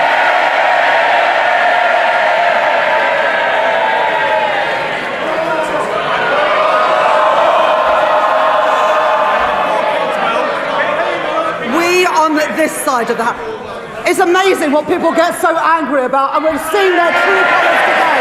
The thing they get angry about is lifting children out of poverty. Order! Order. Our constituents will want to hear the Chancellor. Chancellor. I think our constituents have heard all they need to from the party opposites today. We on this side of the House do not believe that the solution to a broken welfare system is to punish the most vulnerable. We are lifting 450,000 children out of poverty with the end of the two-child limit. And, Madam Deputy Speaker, combined with other actions we are taking, this Labour government is achieving the biggest reduction in child poverty over a parliament since records began. That is the difference that this Labour government is making. Madam Deputy Speaker, I know how worried families are about the cost of everything. Worried that their money won't stretch to the end of the month. Worried that price... I think if you've got a house that's worth £5 million a year, you can probably afford it. But you get more exercise about reducing child poverty than you do about the richest paying more. Under this government, wages have risen by more since we were elected than in 10 years under the last government. With lower interest rates already saving families £1,200 a year off a typical new mortgage, compared to that to when Liz Truss was Prime Minister. But I know that people still face pressure on their budgets day to day and week to week. And where there is more to do, where we can provide relief, we are doing it. Extending the bus fare cap, cracking down on rip-off price hikes, freezing prescription charges and freezing rail fares for the first time in 30 years. I am increasing the basic and new state pension by 4.8%, an increase of £440 per year for the basic state pension, and an increase of £575 per year for the new state pension, in line with our commitment to the triple lock. At the election, we promised a genuine living wage, and we are delivering it. At the budget last year, I increased the national minimum wage and the national living wage, and I am doing the same this year too. Accepting the recommendations of the Low Pay Commission in full, and increasing the minimum wage for 18 to 20-year-olds from £10 to £10.85 an hour, and increasing the living wage from £12.21 to £12.71 an hour. Under current plans, the temporary 5p cut to fuel duty that was introduced during the pandemic will come to an end in April, and fuel duty will be uprated in line with inflation. But I know that the cost of travelling to and from work is still too expensive. And so I am extending the 5p cut until September 2026. And because I know that changes in wholesale prices are not always passed on to motorists, I am bringing in new rules to mandate petrol forecourts to share real-time price rises through a new fuel finder, empowering drivers to find the cheapest fuel, calling out rip-offs and strengthening competition, saving the average household £40 a year. Madam Deputy Speaker, one of the greatest drivers of the rising cost of living is the cost of energy prices. The cause of high energy bills must be tackled at source, and so we are investing in energy security, in nuclear and renewable energy, and in insulation through our Warm Homes Plan. But that's not enough when people are struggling with energy bills today. The Conservatives' Eco Scheme was presented as a plan to tackle fuel poverty. It costs households £1.7 billion a year on their bills. And for 97% of families in fuel poverty, the scheme, get this, has cost them more than it's saved. It is a failed scheme, and so I am scrapping it, along with taking other legacy costs off bills. And as a result, I can tell you today that for every family, we are keeping our promise to get energy bills down and cut the cost of living. With £150 cut from the average household bill from April next year. Money off bills and in the pockets of working people, that is my choice. Not to neglect Britain's energy security like the Tories did. Not to leave working families to bear the brunt of high prices like the Tories did, but to get energy costs down now and in the future. That is the Labour choice. And Madam Deputy Speaker, one more thing. Because of our action on bills and on prices, as a direct result of this budget, the Office for Budget Responsibility confirmed today that inflation is coming down faster and will be a full 0.4 percentage points lower next year. That's the benefit of a Labour government cutting the cost of living. Madam Deputy Speaker, this Labour government is changing our country. In the face of challenges on our productivity, I will grow our economy through stability, investment and reform. I've met my fiscal rules and built our economic resilience for the future. I have asked everyone to contribute, yes, for the security of our country and the brightness of its future. But I have kept that contribution as low as possible by reforming our tax system, making it fairer and stronger for the future. I have protected our NHS, maintaining public investment and driving efficiency in government spending. I've taken action on our broken welfare system, rooting out waste and lifting children out of poverty. And I have cut the cost of living, with money off bills and prices frozen, all while keeping every single one of our manifesto commitments. Those are my choices.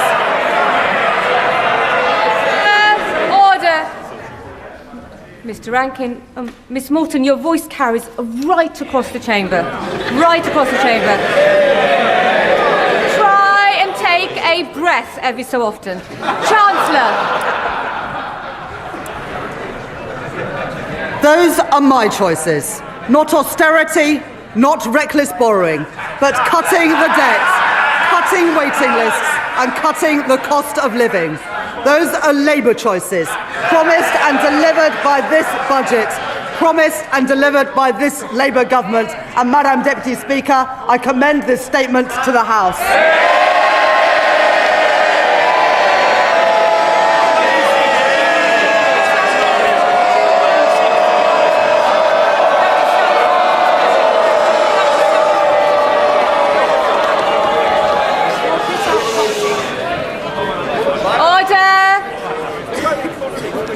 Under Standing Order number 51, The first motion, entitled Provisional Collection of Taxes, must be decided without debate.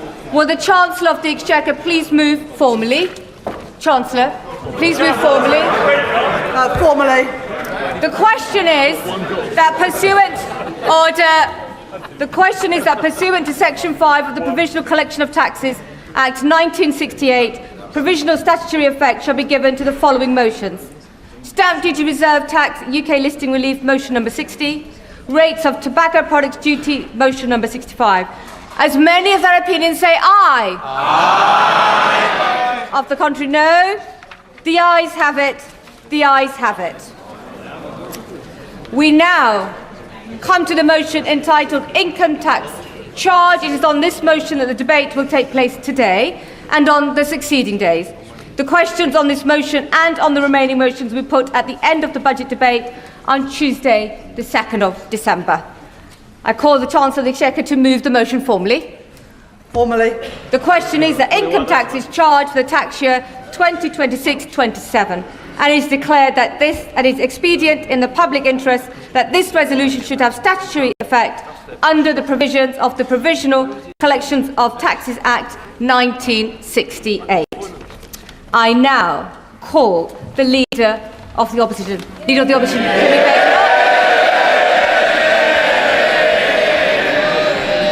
Thank you, Madam Deputy Speaker.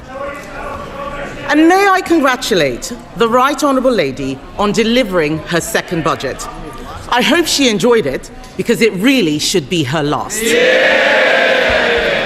What a total humiliation. A total humiliation. Can colleagues who are exiting the chamber do so swiftly, so we can focus on the Leader of the Opposition? Swiftly exit, quietly. Right. Leader of the Opposition.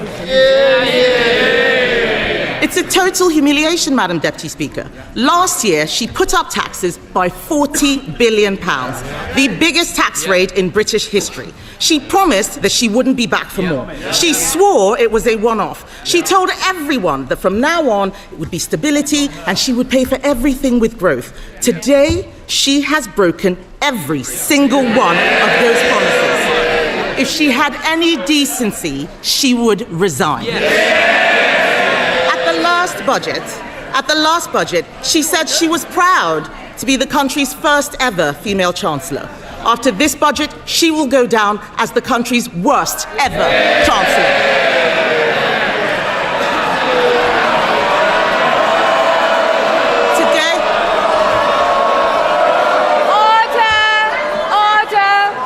Order. And the Chief Whip in particular knows that we don't allow clapping in the chamber. Resign. Leader of the Opposition.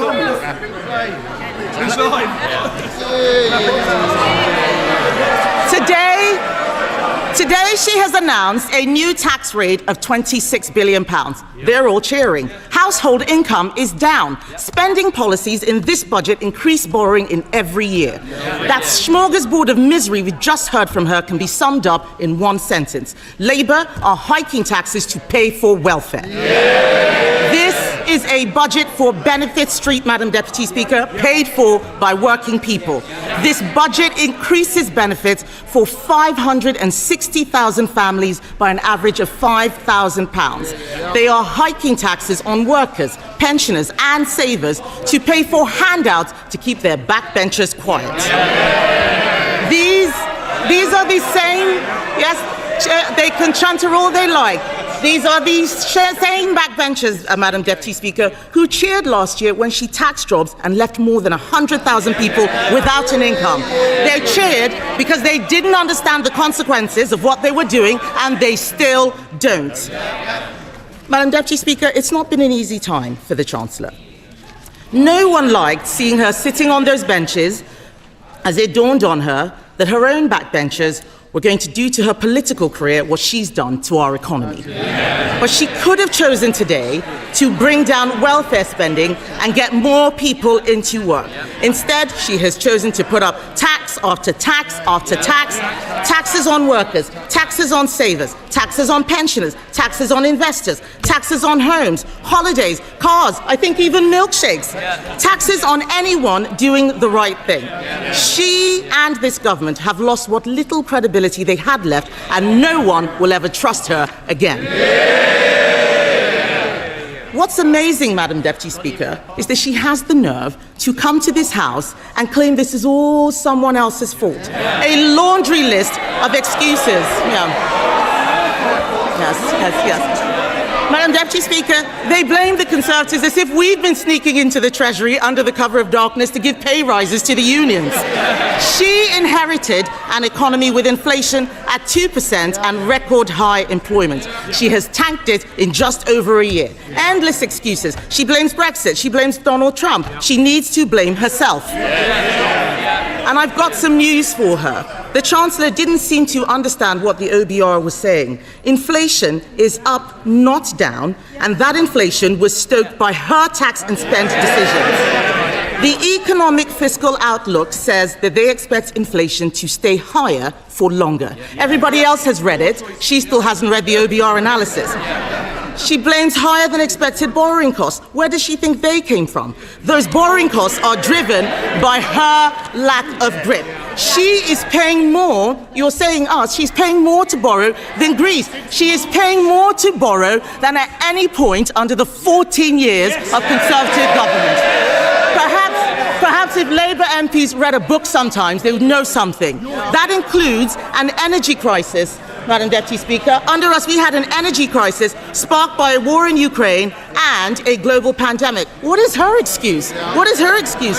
She is taking the public for fools, but they are under no illusions whose fault this is. The fact is, the bad choices she is making today, choices to break promises, choices to put up taxes, choices to spend more of other people's money, are because of the bad choices she made at the last disastrous budget. If you want growth, you need to start with knowing what kind of country you want to be and make a plan to get there. Create certainty for the people and businesses who will drive growth.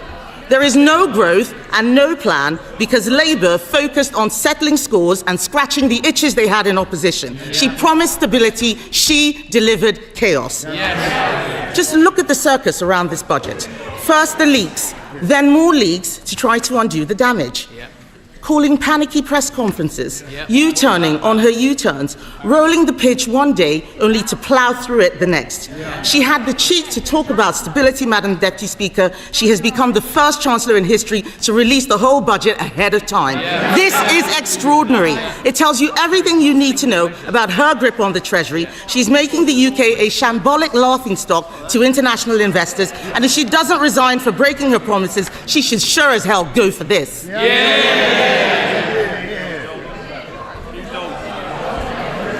But, Madam Deputy Speaker, what have we got for all this chaos and disorder? There are 1 million more people claiming universal credit than there were at the time of the last budget. Government spending, up. Welfare spending, up. Universal credit claimants, up. Unemployment, up. Debt interest, up. Inflation, up. And what about the things that you want to go up? What about the things you want to go up? Growth, down. Investment, down. Business confidence, down. The credibility of the Chancellor, and not just down, through the floor. These figures are shocking. Does she really think that anyone will be confused by the sleight of her hand that she had in her speech? Her speech today was an exercise in self-delusion. Today, she had an opportunity to apologize and show some humility. Instead, we've been fed puff pieces in the Times and the FT showing a woman wallowing in self-pity, whining about mansplaining and misogyny. Madam Deputy Speaker, let me explain to the Chancellor. Woman... Order. Colleagues need to simmer down, most definitely, and just breathe a little and allow the leader of the opposition to be heard. Leader of the opposition. All we've had is wallowing in self-pity and whining about misogyny and mansplaining. So, Madam Deputy Speaker, let me explain to the Chancellor, woman to woman. People out there aren't complaining because she's female, they're complaining because she is utterly incompetent.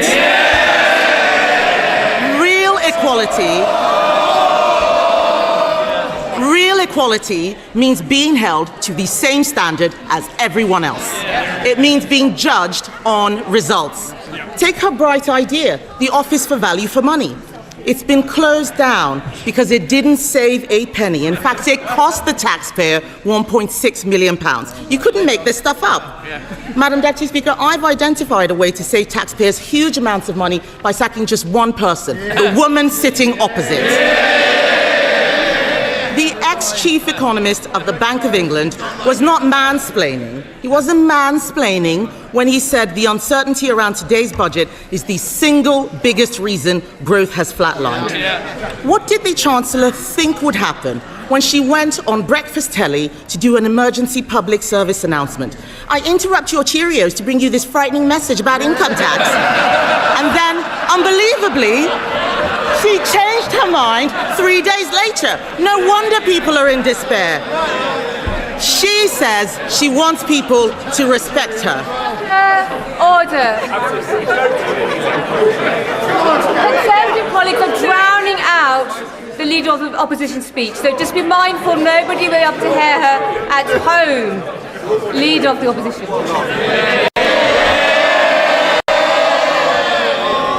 Madam Deputy Speaker, she says she wants people to respect her. Respect is earned. She apparently told Labour MPs this week, I'll show the media, I'll show the Tories, I will not let them beat me. Show us what? Making stuff up at the dispatch box, incompetence, chaos, and the highest tax burden in history. She said to them, Madam Deputy Speaker, I'll be there on Wednesday, I'll be there next year, and I'll be back the year after that. God help us. She is spineless, shameless, and completely aimless. Talk to any business. Talk to someone looking for a job. Unemployment is up every single month since Labour have been in office. They don't want to hear it, but it's true. They're shouting and complaining they cannot create jobs. It is the worst year for graduate recruitment on record. Are they proud of this? Companies like Merck and Ineos slashing investment plan. Order. If you're on the front bench, I can obviously see you, Mr. Kyle. And there's no need for you to be chuntering this loud. They can see and hear you as well. Leader of the Opposition. Thank you, Madam Deputy Speaker. They don't want to hear the truth, but I'm speaking for all of those people out there who are sick of this government. Companies like Merck and Ineos are slashing investment plans. The construction sector has shrunk. How is that house building target going, by the way? I'll tell you, Madam Deputy Speaker, they are miles behind and won't even come close to what we achieved. Business confidence is at record lows. No wonder today future growth has been revised down in every year of the scorecard. The papers are reporting that 1 in 8 business leaders is planning to leave Britain. Even one of Labour's biggest ever donors, Lakshmi Mittal, has fled the country.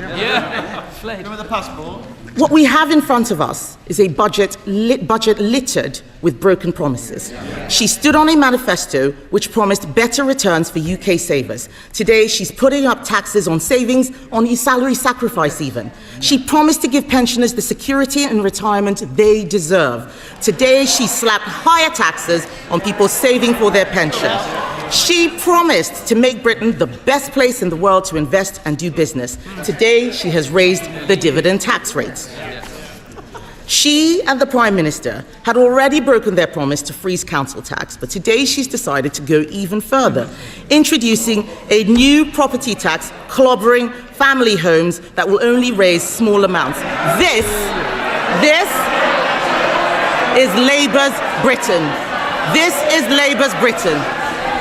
People who work hard, Madam Deputy Speaker, people who work hard and save hard to buy their homes get taxed more, while those who don't work, who in some cases refuse to work, get their accommodation paid for by taxpayers. And then to top it all off, Because taxing your home, your car, your savings, and your pension wasn't enough, she has, by her own admission, broken her manifesto promise on income tax. Because in the last budget, she said, and I quote, "I am keeping every single promise on tax that I made in our manifesto, so there will be no extension of the freeze in income tax thresholds." She said in that budget that extending the threshold freeze would hurt working people and take money out of their payslips. But today, she has done exactly that. Why should anyone believe anything she's promised in this budget? And so where is the money going? Small changes to rail fares and prescriptions, these are distractions while she steals your wallet. The real story here, Madam Deputy Speaker, the real story is that Labour have lost control of welfare spending. Not only will working people have their tax thresholds frozen while benefits go up in line with inflation, not only have Labour abandoned reforms that would have saved the taxpayer £5 billion after pressure from these backbenchers, today they have added another £3 billion to the bill by scrapping the two-child benefit cap. We introduced that cap, Madam Deputy Speaker, because it means people on benefits have to make the same decisions about having children as everyone else.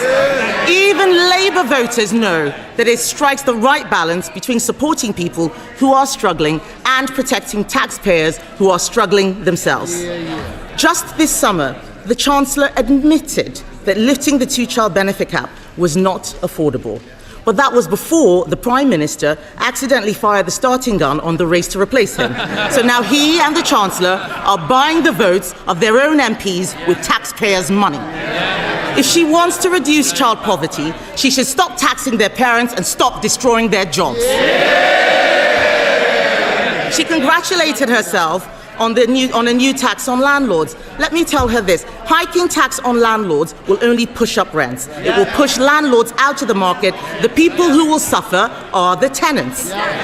And then she talks about taxes on electric vehicles. These changes will hit rural drivers the hardest, but we know that Labour don't care about rural people.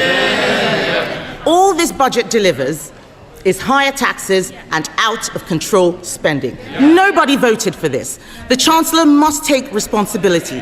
She chose to impose the jobs tax, driving unemployment higher month after month. She chose to abandon welfare reform, meaning the benefits bill is spiralling. She chose to spend more and more money she didn't have, leaving taxpayers to foot the bill. She is out of money, out of ideas, out of her depth, and she has run out of road. The country simply cannot afford a Chancellor who can't keep her own promises. Her position is untenable, and she knows it. She's talking to the Chancellor. Is he mansplaining to you, by the way? Is he mansplaining? Do you want some help? Would you like some help? What the Prime Minister should do is grow a backbone and sack her. But he won't, because he knows if she goes down, he goes down with her. So we're stuck with them both, Laurel and Foolhardy. Does she have any sympathy for the people facing Christmas without a salary because of her jobs tax? For the retailers who are suffering sleepless nights because of their plummeting Christmas sales? People out there are crying. Last year, we had the horrors of the Halloween budget. This year, it's the nightmare before Christmas. And as for her, she's the unwelcome Christmas guest, 10 minutes through the door, and she's eaten all the Quality Street, Madam Deputy Speaker.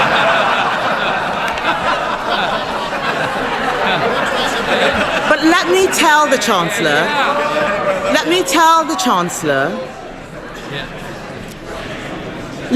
Chancellor something she has forgotten. Behind every line in today's Red Book is a family, a home, a lifetime of work and sacrifice. People are frightened, and they have every reason to be. The Chancellor has spent the last year terrifying them. Every decision that she and the Prime Minister make puts more pressure on the people who keep this country going.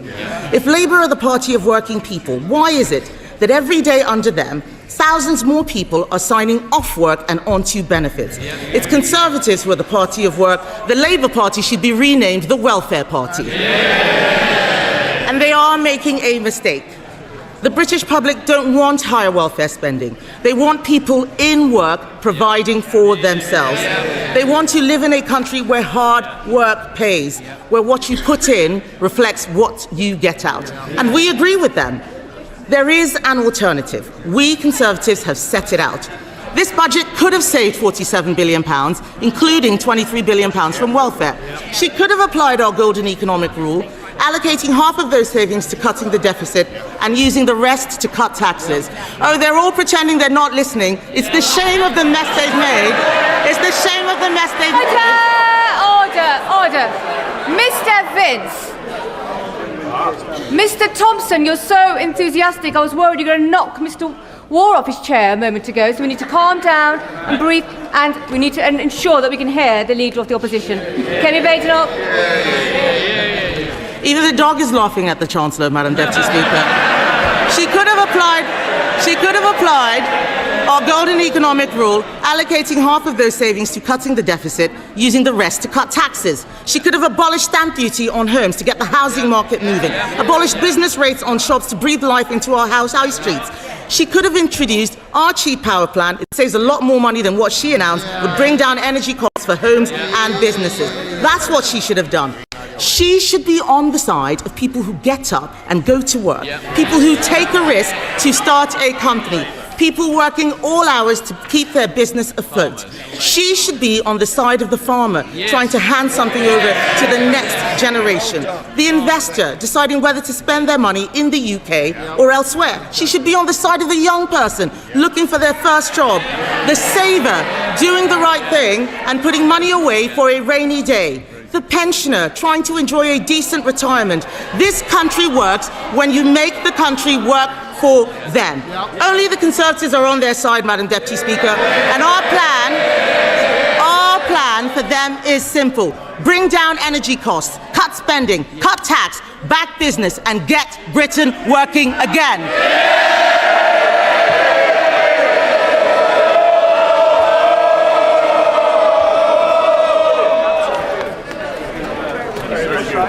Colleagues are exiting. Can they do so quietly and quickly before we come to our first backbench contribution?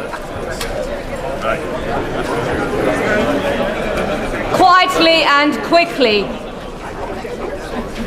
Other colleagues who are trying to catch my eye should return to their seats. I have noticed them bobbing. And we come to the chair of the Select Committee. We come to Dame Meg Hillier. Thank you, Madam Deputy Speaker. Madam Deputy Speaker, it seems like some ways a very long time since 2022. Remember that, where we had a Prime Minister and a Chancellor who put this country in hock to the bond markets, made mortgages rise and put the British public through living hell. What a contrast with my right honourable friend today, who has put money into the NHS, is backing investment in our country, supporting start-ups and supporting the British public in a difficult cost of living crisis caused by the party opposite. And while I want to go into what the Chancellor said today, I cannot let go without making some comments about the Right Honourable Member for Essex, the Leader of the Opposition. Who was shambolic, Madam Deputy Speaker? Them. Under them, mortgages went up. And we saw children entering in poverty in greater numbers. So who is the party that created child poverty? Them, not us. And who is the party that has consistently talked down this country since the election, being negative on every stage and downgrading people's confidence in our country? Who is the party of 0 hours contracts? The party opposite. And who is the party that failed consistently to invest in our schools? The party opposite. And the NHS, and our prisons, and our justice system. Under them, the country spiralled. And I spent a decade under the last government looking at public spending in the privileged role of chair of the Public Accounts Committee. I saw those mistakes close up. I saw the big nasties left, whichever government was elected in July last year. And I commend my right honourable friend for tackling those challenges. And the productivity that we've seen challenges on as a result of the OBR's decisions has been low since 2010. And who was in government since 2010? The party opposite. So they left the legacy, they left the big nasties, and it's now this government's job to clear it up. But amid all the noise, Madam Deputy Speaker, we must remember that the markets are listening, and we need to all be responsible. Government, opposition, every member of this House. And while speculation always swirls around a budget, and that is inevitable because we're all lobbying on behalf of our constituents, our local businesses and every other group that we represent, quite rightly, to persuade our government to do the things that we want to see. And we're all impatient to see those things happen yesterday. That's why we got elected, to make change. But the leaks that have happened around this budget have been very unfortunate. And I do hope my right honourable friend will grapple with this and make sure that it doesn't happen again. And the most recent leak of the OBR data, moments before her budget, is undermining for us all. So we will be raising that with the Office for Budget Responsibility when they appear in front of the Select Committee next week. But the Treasury Select Committee looked at a number of the issues that were being speculated around the budget: child poverty, gambling tax, cash ISAs, and others. And I'm grateful that my right honourable friend has tackled some of these. I wanted to touch first on cash ISAs. We, in a report, recommended that the Chancellor didn't reduce the limit on cash ISAs from £20,000, and she's reduced it not from the 10 that was being mooted, but to 12. The concern is that for short-term savers, there can be a real issue there. And with targeted support coming next year and work on the advice guidance boundary, there is an opportunity to bring the British public into a more investing environment and to make them invest or encourage them to invest more. But after so many years, when we've all been warned that your capital is at risk, like on the cigarette packets that you might die if you smoke, it takes a long time to turn that culture around. I do want to pay tribute to the financial inclusion and literacy campaign that the Financial Times backs, which is running a programme in Shoreditch Park City Academy in my constituency over 3 years, with years 7, 8 and 9, to encourage them to teach them about financial literacy. They will be the investors of the future, but it will take some time for those young people to get to the point where they invest. So I am pleased that the Chancellor did exempt over 65s from this limit, because that short-term saving is important, and particularly for that age group that is planning for retirement or indeed in retirement. I really welcome her support for start-ups. In my constituency, this is a huge issue, and widening enterprise support, something that I know my sister committee, the Business and Trade Committee, will no doubt be looking at. And encouraging companies to list in London, absolutely right. The 3-year stamp duty relief will hopefully be enough to encourage that. We've seen too many companies listing elsewhere, and we need them here in the UK to grow our economy and create those jobs. There's a lot of technical issues around reviews of business tax, which I'm sure we will be looking over. We're putting our slide rule across all of the measures in the budget today. I note that the Chancellor is talking about 4.9% million of efficiencies by government departments by 2031. That is going to be a potential challenge, and so I think the Public Accounts Committee, another sister committee, will no doubt be looking at that alongside the Treasury Select Committee. But I'm really pleased that she's giving HMRC more powers to pursue promoters of tax avoidance schemes. We know what the problems have been there, and the Treasury Select Committee has the privilege and responsibility of challenging His Majesty's Revenue and Customs regularly, and they will be in front of us in January, and we'll be able to ask them more about that then. But for me, one of the central planks for me as a constituency MP of why we needed a Labour government, because of what the other party did to children living in poverty. There are 4.5 million children in poverty in this country. That's gone up by almost 1 million since 2012. 2 million of them are in deep poverty, and that's 1 in 3 children living below the poverty line in 2025 in the United Kingdom. Children are sharing beds with their siblings or parents turning up to school tired. And every weekend, I visit people in my constituency and I see this challenge. Just last weekend, a woman showed me the bedroom she shares with her now disabled husband because he had a stroke 3 years ago. And she has a curtain between their double bed and a narrow space so her daughter can share their room. While in their case, luckily, they have a second bedroom where her 2 sons sleep. in a bunk bed. That is the reality for so many children, and the poverty impacts their learning and their ability to perform in the world. And it is a shameful stain on this country that when this government entered power, the UK ranked 37th out of 39 advanced economies on child poverty. I will certainly go away. Really grateful to it. I agree with everything she just said about child poverty and welcome the lifting of the cap. But is there a little bit of a blind spot for this government on rural poverty? Government figures themselves show by the end of next year the average hill farmer will earn barely just above half the national minimum wage. Is she as disappointed as I am that the government has not tackled this in the budget and indeed got rid of the family farm tax, which is going to tax many of them out of existence altogether? The Honourable Gentleman is a veritable champion for his constituency and for rural issues.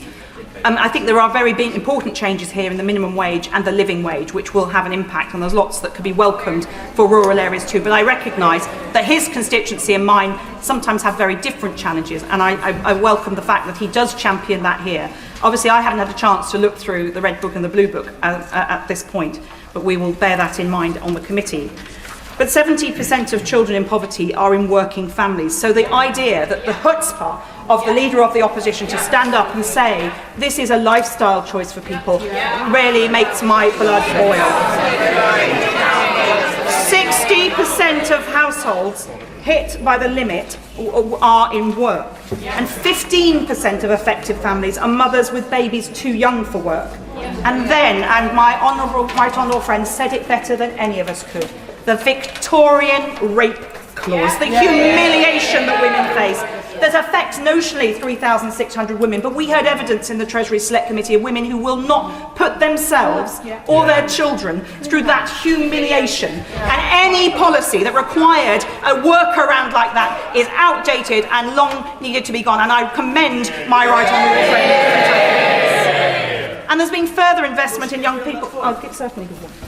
I thank her for a forensic analysis of our budget, but will she take an intervention from the Leader of the Opposition so she can apologise for this awful policy and its impact?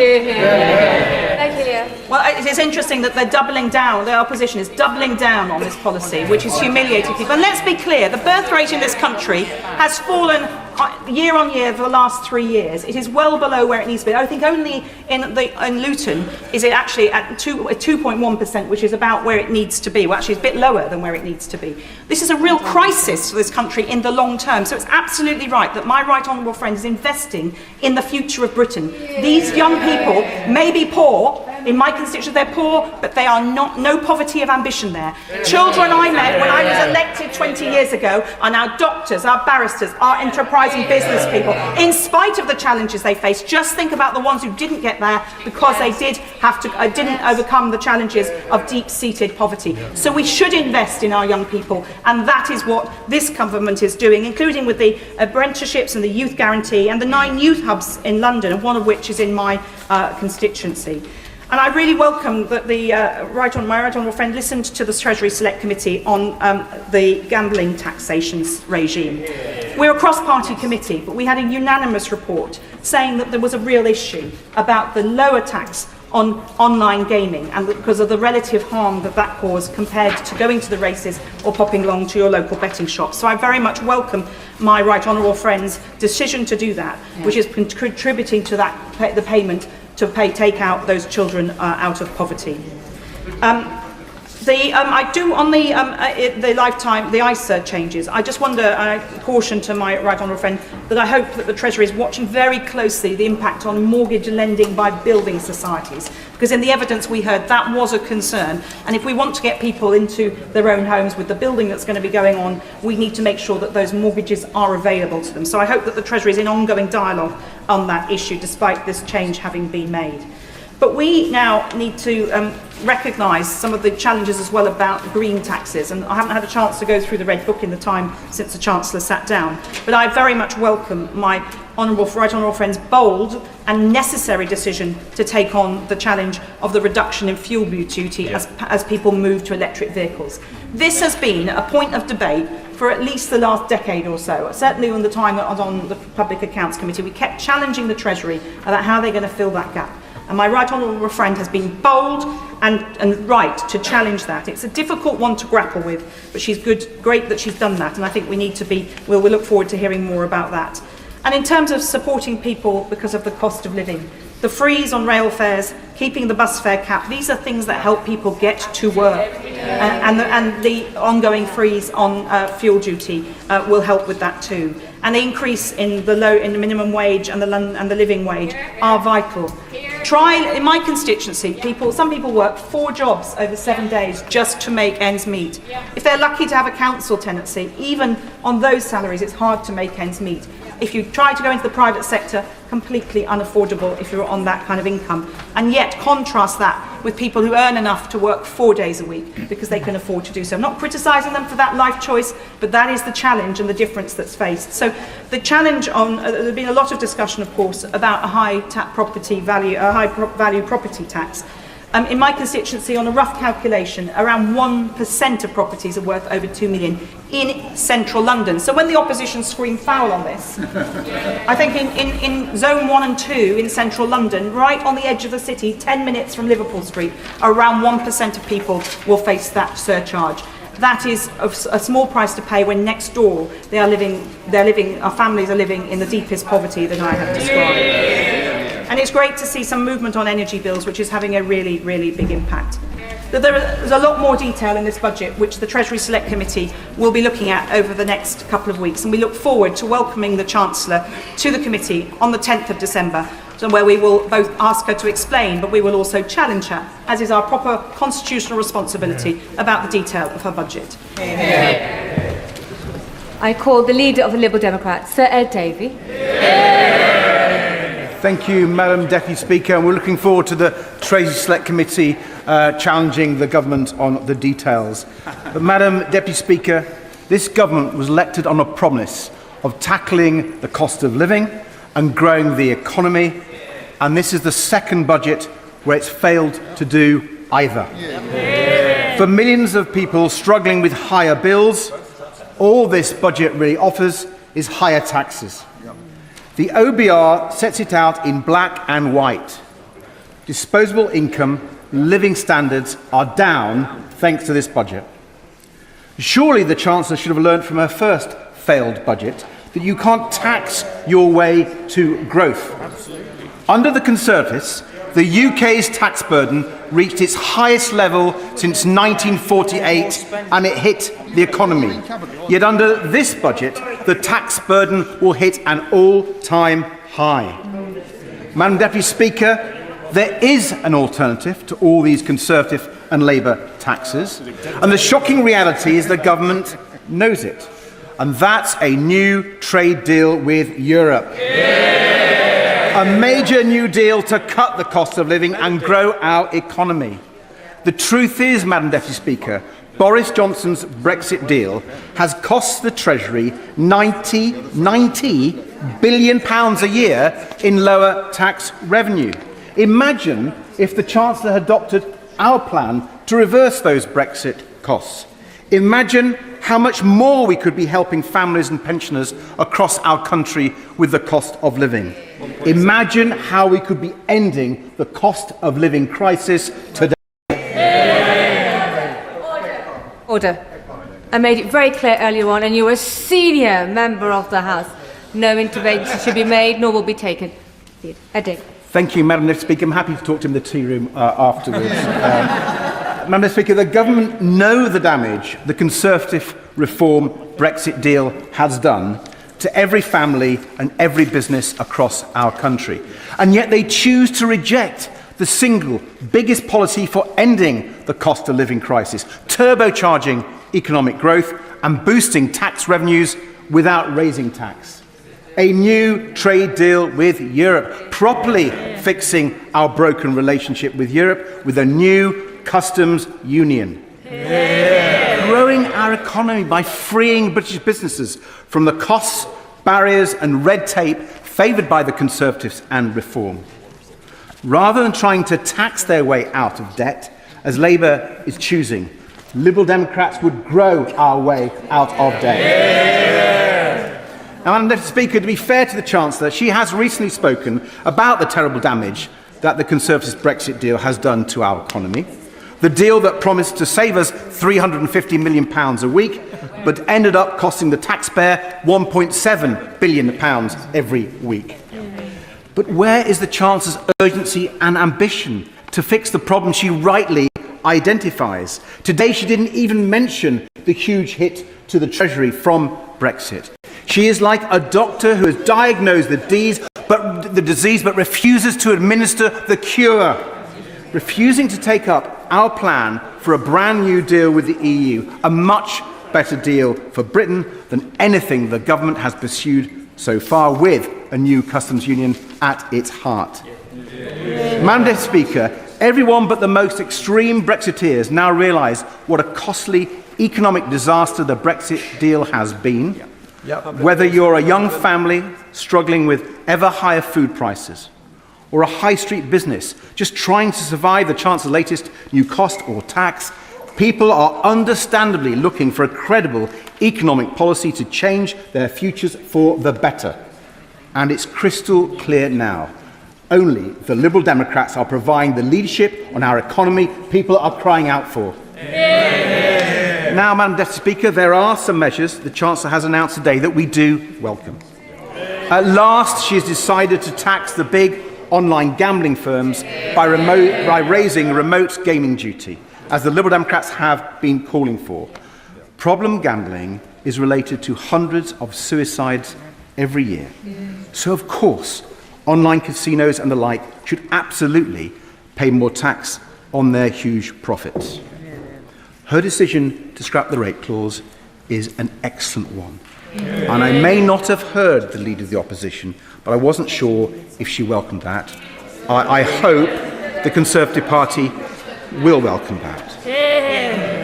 And the Chancellor's decision to scrap the two-child limit is excellent. It was in our general election manifesto, and I'm glad that she is now enacting Liberal Democrat policy. Madam Deputy Speaker, it's clearly the most effective way of lifting children out of poverty, and it will save taxpayers' money in the long term. And the biggest relief today for millions of families and pensioners is the action the Chancellor is taking to reduce energy bills, and we welcome it. But even after the Chancellor's changes, it will still leave the typical household paying hundreds of pounds a year more on their energy bills than 5 years ago. So more action will be needed. But we need action on energy bills that works.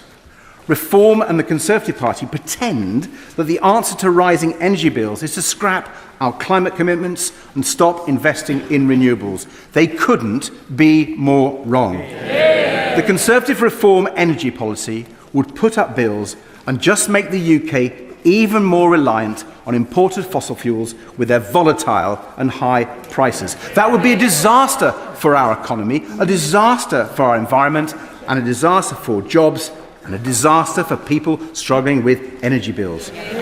Madam Deputy Speaker, a major winner from reform's energy policies would be Vladimir Putin. Now that might explain why the Honourable Member for Clacton is so keen on it. So I urge the government, don't listen to the Conservatives or Reform. Be more ambitious in cutting people's energy bills. Take up our plan to cut energy bills even more right now and to cut them in half within a decade, finally giving families and pensioners the relief they need from this cost of living crisis. Madam Deputy Speaker, while there are some things to welcome, which I've just done, there are quite a lot of measures in this budget that will cause a lot of pain and unfairness, all of which could have been avoided if the Chancellor had gone for growth with Europe instead.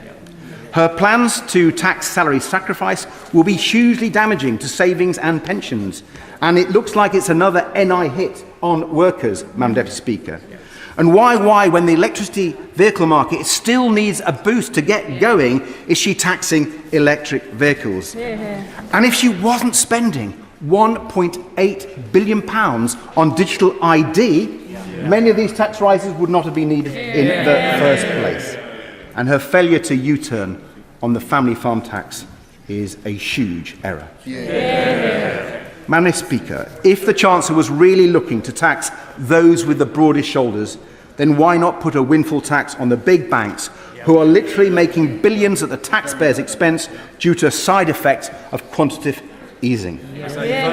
But the worst tax hike of this budget by far, the biggest tax rise of this budget, is the Chancellor's decision to repeat the Conservative policy of freezing income tax thresholds.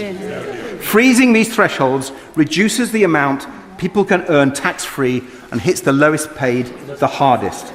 But I have to say, Madam Deputy Speaker, hearing the Conservative leader criticise it now rings incredibly hollow. And I think the member for Berkshire was objecting to her comments. The leader of the opposition cheered Conservative budgets after Conservative budgets that did exactly the same thing as the Chancellor did, raising taxes on the low paid. The Conservatives dragged an extra 4 million people on very low incomes into paying income tax and an extra 3.5 million people into paying the 40p rate. And the OBR says this government is now planning to drag a further 750,000 low-paid workers into tax and nearly 1 million people into the 40p rate. So someone on the average salary is paying an extra £582 this year because of the Conservatives' policy, and under the Chancellor's plans, they will pay an extra £300 a year by 2031. Now, Madam Deputy Speaker, contrast that with our record on income tax. We raised the personal allowance by £4,000. We cut income tax by £825 for millions of people and took 3.4 million of the lowest paid out of paying income tax altogether. It is clear, Madam Deputy Speaker, the Liberal Democrats are the only party that believes in cutting income tax for ordinary people. Labour and the Conservatives make them pay more. As well as adding income tax bane to families struggling with the cost of living crisis, this budget will also add to the cost of doing business crisis facing Britain's hospitality sector, where she went nowhere near far enough. Our high streets are suffering. Pubs, restaurants, cafes, caravan parks, zoos, even our beloved theme parks. They are struggling against higher business rates and the government's misguided jobs tax. The Liberal Democrats called on the Chancellor to help them with an emergency 5% VAT cut for hospitality for the next 18 months. That would have been a lifeline for some of our most beloved local businesses and for people's jobs, boosting local economies across Britain. And it is very disappointing that the Chancellor hasn't listened to our calls. Finally, Madam Deputy Speaker, can I say how disappointed I am with how little there was for carers in this budget. As a carer myself for much of my life, I'm determined to speak up for the millions of carers less fortunate than I am.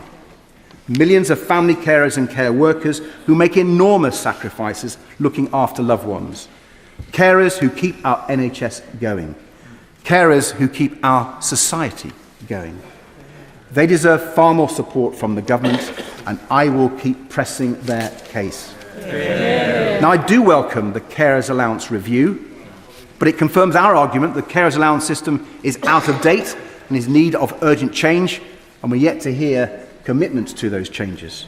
I welcome the decision to reassess cases where overpayment has caused huge hardship, but with the changes not coming into force for another year, the government must instruct the DWP to immediately suspend repayments during that delay and swiftly deliver compensation. More needs to be done to help family carers juggle their jobs with their caring responsibilities.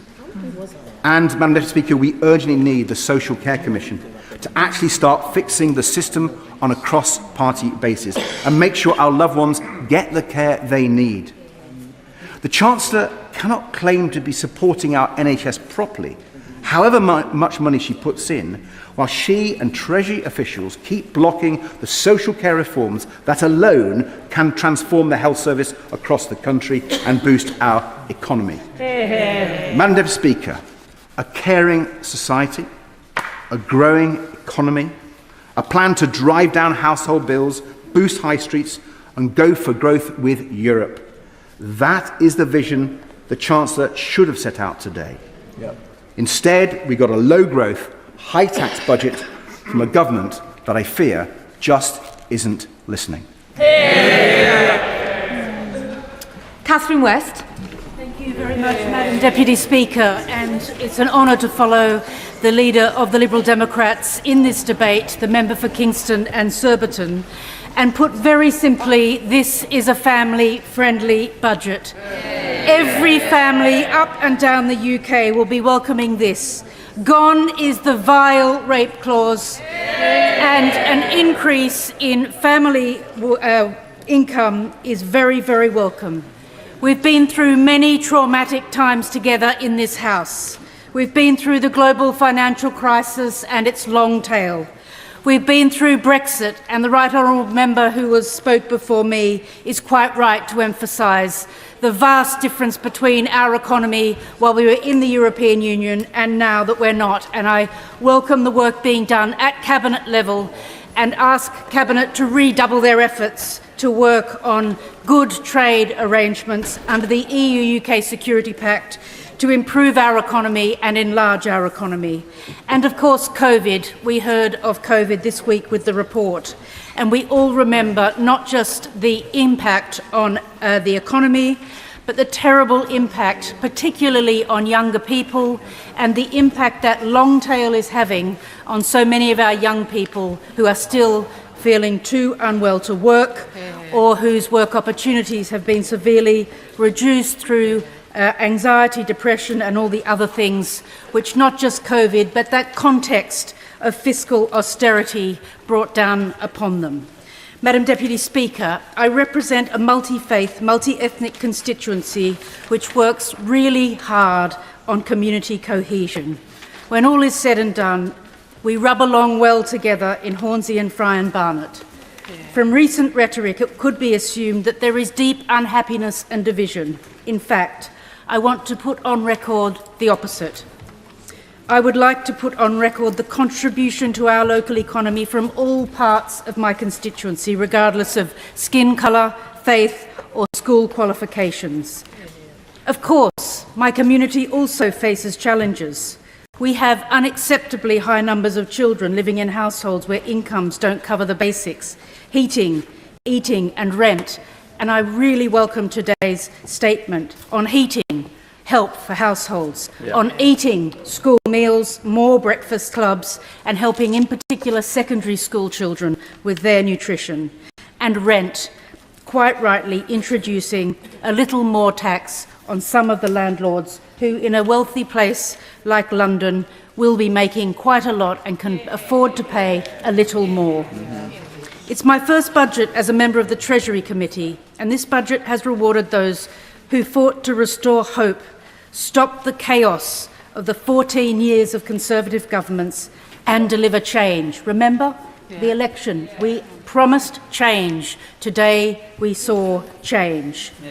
That change is an end to poverty-line family budgets, and the hope is that we finally see food banks close for good. I thank the honourable member for giving way, and especially she is a colleague with me on the Treasury Select Committee. In terms of the government delivering hope, a key part of the government's economic forecasting is, of course, the OBR. And what has driven a lot of what has driven the budget today is a 16 billion productivity downgrade by the OBR. We heard on the Treasury Select Committee that there was actually very little basis behind that productivity forecast in the first place, basically based on purely what the UK productivity was pre-2008, with not much little depth beyond that. So does the honourable member agree with me that the OBR has serious work to do to look at the robustness of its forecasts? On the Treasury Select Committee for that, and I think there was quite a lot in today's budget on skills, on nutrition for children so that they can get their educational qualifications, and quite a lot that will help us to solve the productivity puzzle. But I do look forward to questioning with him the OBR on their data, how they got to that position, and how we can be helpful in pushing the government towards even more investment in skills, apprenticeships, and in deepening our investment in young people so that our productivity can improve over time. I know that so many of us here in the House are in politics because we want every child and every family to have the chance to thrive in school, in work and in life. And let's look back at past Labour governments. In 1945, Despair and hunger stalked many communities. London was flattened in the Blitz, and yet rationing would continue for 9 more years. Keynes famously said, anything we can actually do, we can afford. We are immeasurably richer than our predecessors. And then what did Labour do? Went on to build the NHS, built the country, built a welfare state. We can do this. We will make the UK fairer. And today is a really good start on that journey. Very briefly, Madam Deputy Speaker, because I know so many people wish to speak today. As a former borough leader, I introduced school meals for all primary school children. It was a great equaliser and social leveller. Children were more focused, made better progress. Families who were just about managing saved money, and there was no stigma. Everyone sat together and talked with each other. Free school meals for all primary schools were subsequently rolled out across London, and we know from today that more secondary school children will benefit under the government's proposals. We need to continue to restore hope and deliver change. The two-child cap on universal credit, of course, another pro-family measure, the most cost-effective, quick measure to bring up to 500,000 children out of poverty, and paid for by the most addictive forms of gambling, which has been increased. My personal view is we could have gone even further on the gambling, and I hope that it raises between 1 and 3 billion, because I think that remote gambling in your bedroom, on your phone, is deeply damaging to society. The Trussell's September 2025 Hunger in the UK makes for sobering reading.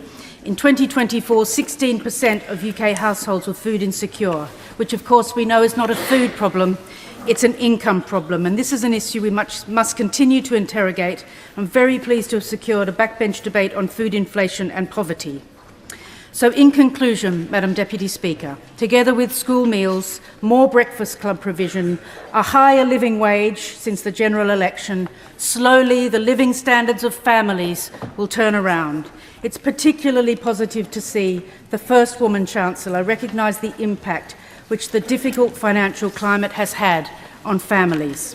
I hope that by this time next year, once these measures are really embedded, we'll begin to see the closure of food banks. I've heard a lot about what we want to see by the end of this Parliament. Let's aim for a closure of food banks in this country by 2029.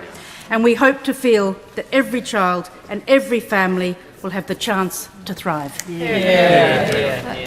To help colleagues, they are now permitted to make an intervention, and a backbencher may wish to accept or decline that. And I call Sir Jeremy Hunt. Budgets aren't easy for chancellors because there are so many things beyond your control, but being forced to make trade-offs reveals priorities. And I'm afraid today's priority was not economic growth, but political survival. That's because there was one central call the Chancellor had to make today. Do we reform welfare or do we raise tax? Getting our welfare bill down to pre-pandemic levels would save about £47 billion a year within 5 years. It wouldn't have been easy, but it would have meant no tax rises and plenty of headroom in public finances. Instead, welfare spend is going up and jobs and growth are going down. In every single day of the government's first year, around 2,200 people have been signed off, not just working, but even having to look for work. That's 1 million more people on universal credit just in the last year. Most of those claimants cite mental health, but every doctor I ever spoke to as Health Secretary said that people with anxiety and depression need social contact. That means being at work, not being at home. So this could, I will very happily give way to the Chair of the Select Committee. On the point of mental health, he is absolutely right to point out that that is one of the drivers of people going on universal credit that does need tackling. So does he share my alarm that today in the HSJ it's been reported that this government's planning to water down the mental health investment standard, which starts to reverse the trend that we saw over many years of achieving parity of esteem between physical and mental health? I absolutely share the Honourable Lady's concern about that. That was introduced when I was Health Secretary, and this could have been the budget in which the Chancellor announced that we will speed up treatment for people with mental illness and not park them on welfare. This could have been the budget that said that we will eliminate fraud by stopping completely benefit applications by phone. It could have been the budget that said that instead of relying on migration to help firms expand, we will make sure that people at home are fit to join the workforce. Instead, the welfare bill is going up by around £14 billion, not least because of the totally unfair abolition of the two-child cap, which I fear will see more children, not less, living in the structural poverty caused when there are no adults in the household at work. And I will happily give way to... He surely, given his background, must recognise that there is a direct link between social policy and economic policy, that this country needs a working-age population to fund future pensions and welfare bills for generations in the future. How on earth can you do that if you're not encouraging children to be brought up and raised in a household that can afford to feed them? Order. How on earth can you do that? We can't start off these 4 days of budget debate with the word you and your. So quickly, come to your conclusion with the right language. Well, I think she brought me to order just at the right time. I recognise that the honourable gentleman's concern about child poverty is sincere. I just have a totally different view as to how to reduce child poverty in this country. I think financing people to have ever larger families means more children growing up in poverty, not less. And I think the evidence for that is that under the previous Conservative government, we had 1 million fewer children growing up in workless households, and child poverty in absolute terms fell. And he needs to look at that evidence. And the taxes and the price we are paying for this mushrooming welfare bill is that taxes are growing up and they are already starting to destroy growth. 180,000 fewer payroll jobs in the last year. Unemployment up, inflation up, interest rates higher than they would have been. And the tragedy is that absolute poverty, which, as I said, fell under the previous Conservative governments, is now likely to rise under Labour as jobs vanish and welfare rolls soar. I'll give way to the honourable gentleman. I thank the right honourable member for giving way. I grew up in poverty. 1 in 4 children in Bournemouth, the town that I represent here, grow up in poverty. I can tell the honourable member, growing up in poverty is not a good thing. It's an awful thing for the life chances of the child. It's an awful thing for the family that care for them. It's an awful thing for the community that wraps their arms around the child. But would he agree with me too that he is ignoring the future costs of child poverty? I used to run mental health and domestic abuse services. I can certainly tell him that when children grow up in poverty and then in later life can't find the education, training and support that they need because of their trauma as a child, they cause extra costs for the public services that we then have to meet. Does he not agree with me that we should be preventing those future costs? I absolutely agree with him, but I profoundly disagree on the way the government is choosing to do that, because by expanding the welfare bill, expanding the number of large families living in poverty, you are making the root causes of poverty worse and not better. And let me say this, the Chancellor says that there is a growth plan. But it was very difficult to discern anything at all in today's budget. We know, for example, that raising public sector productivity to private sector levels would add 0.4% to annual GDP growth. We know that proper planning reforms would add 0.4%. We know that proper welfare reform would add 0.3%.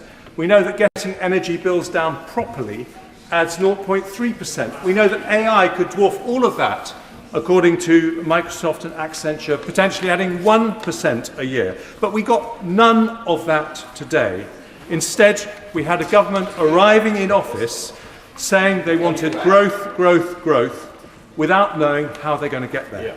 And growth needs a plan, not a soundbite. And it's that lack of a plan, or even a guiding philosophy, which is why today we've ended up with a budget that damages growth, damages investment, damages jobs, and most tragically of all, damages opportunities for young people, of whom there will shortly be 1 million not in employment, education or training. I give way to the honourable member. Respected member of the House, but I think it's really important that we reflect on the facts. The Chancellor announced today, as did the OBR, that growth is up from 1% to 1.5% this year, and he talks about having a plan on planning reform, a subject I'm very interested in. Why then did his party abstain and not back our planning reforms?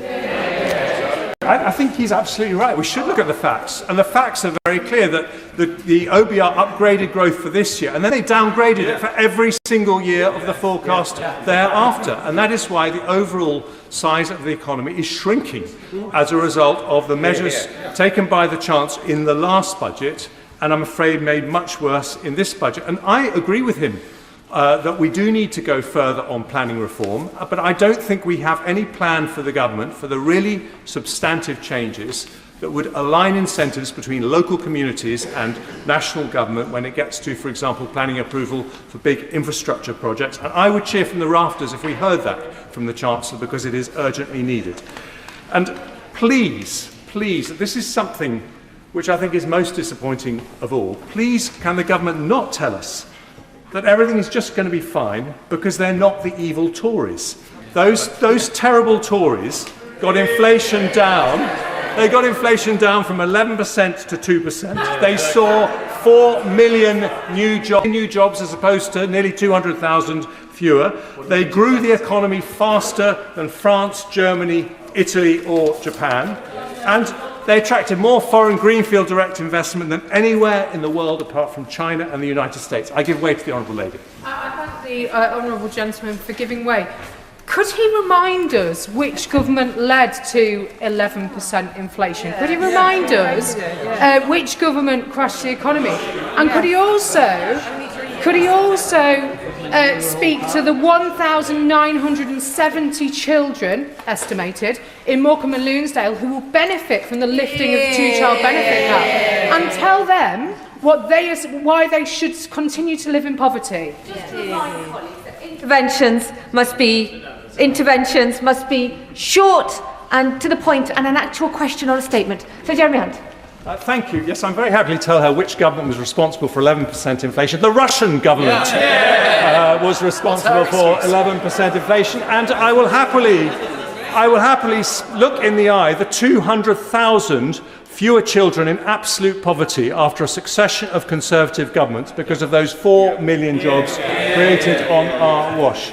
And let me say this: these dreadful Tories increased the number of doctors and nurses in the NHS by a third.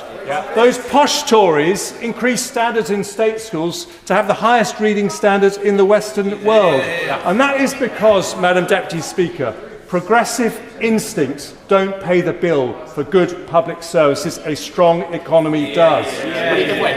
I will give way to my husband. I'm very grateful to the right honourable gentleman for giving way. During that period, can you remind the House what happened to the deficit, which was inherited at over 10%? And maybe we'll just deal with that. Well, absolutely right, because the Chancellor makes a great play of fiscal responsibility. Incidentally, I hope she will correct the record when she said that she was reducing debt, when the OBR's economic and financial outlook says that it's going up from 95% of GDP to 96% of GDP. Exactly. But yes, when the previous Conservative government came to office, the government was borrowing nearly £1 in every 4 that it was spending on public services. We reduced that deficit from 10% to 2%, and the party opposite opposed us every single step of the way. I will give way one last time to my right honourable friend. I thank him for giving way. I couldn't resist, as we're going down memory lane, to remind him, when we came to power in 2010, we had a youth unemployment crisis. Youth unemployment plunged when we were in office. Now Labour are back in office. They've imposed the national insurance contribution tax. Youth unemployment is soaring again. Is that not a damning indictment of the party office? Labour legacy.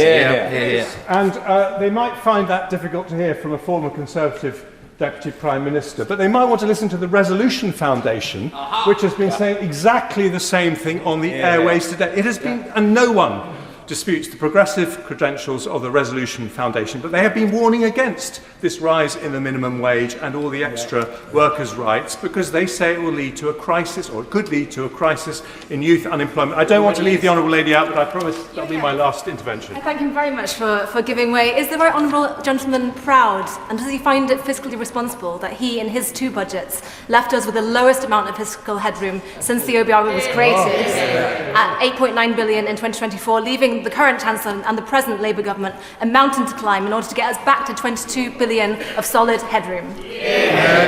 I am proud that I dealt with a real black hole of 72 billion, not a fake one of 22 billion in my fiscal events, that I met the fiscal rules every time. And if she's really concerned about that low headroom, why did the Shadow Chancellor at the time, and now the current Chancellor, not object once to the fact that headroom was reduced to that level? I'll tell you why she didn't object. Because if I had left headroom any higher, I would have had to cut spending more or increase taxes higher, and that would have made the recession that we were heading into deeper and worse, with more unemployment, fewer jobs and more poverty. And that's why I'm proud that I took the right decision. But I want to finish with this, if I may, Madam Deputy Speaker, because even now, it may not be too late. A government that tries to do the right thing with the time that it has left is more likely to earn the trust of the British people than one that has given up. Please do not treat government as an exercise in survival. That would be a betrayal. That would be a betrayal of the government's mandate. People with the broadest shoulders, as the Chancellor described them, will be rightly angry today. But the people who depend on public services, people looking for a job, people on the poverty line, they are the ones who need a strong economy more than anyone else. And they will finish today feeling more scared than ever about their prospects. Abina Apongasare. Madam Deputy Speaker, I welcome the Chancellor's budget and its message of strong foundations and secure future. It delivers on the priorities that matter most to my constituency of Erith and Thamesmead: economic growth, lower cost of living, investment in families and a stronger NHS. I also fully welcome the Chancellor's commitment of the DLR extension to Thamesmead, which is on page 65 of the budget. On that point, the Honourable Friendly Way? Yep, in a moment. It's a game-changing moment for residents who have waited decades for proper transport links. I give way to my honourable friend. Thank you, Madam Deputy Speaker, and I thank my constituency neighbour for giving way. Page 104 of the budget book confirms that capital investment to fix more potholes for the Lower Thames crossing to the east of my constituency and for the DLR to Thamesmead to the west of my constituency. So will she welcome me in for thanking the Chancellor for that support, for that capital investment locally for our constituencies? Thank my honourable friend Betsy in Crayford. We share a similar council, Bexley Council, and I know how important it is to have those potholes, and I also want to thank him for supporting the DLR to Thamesmead.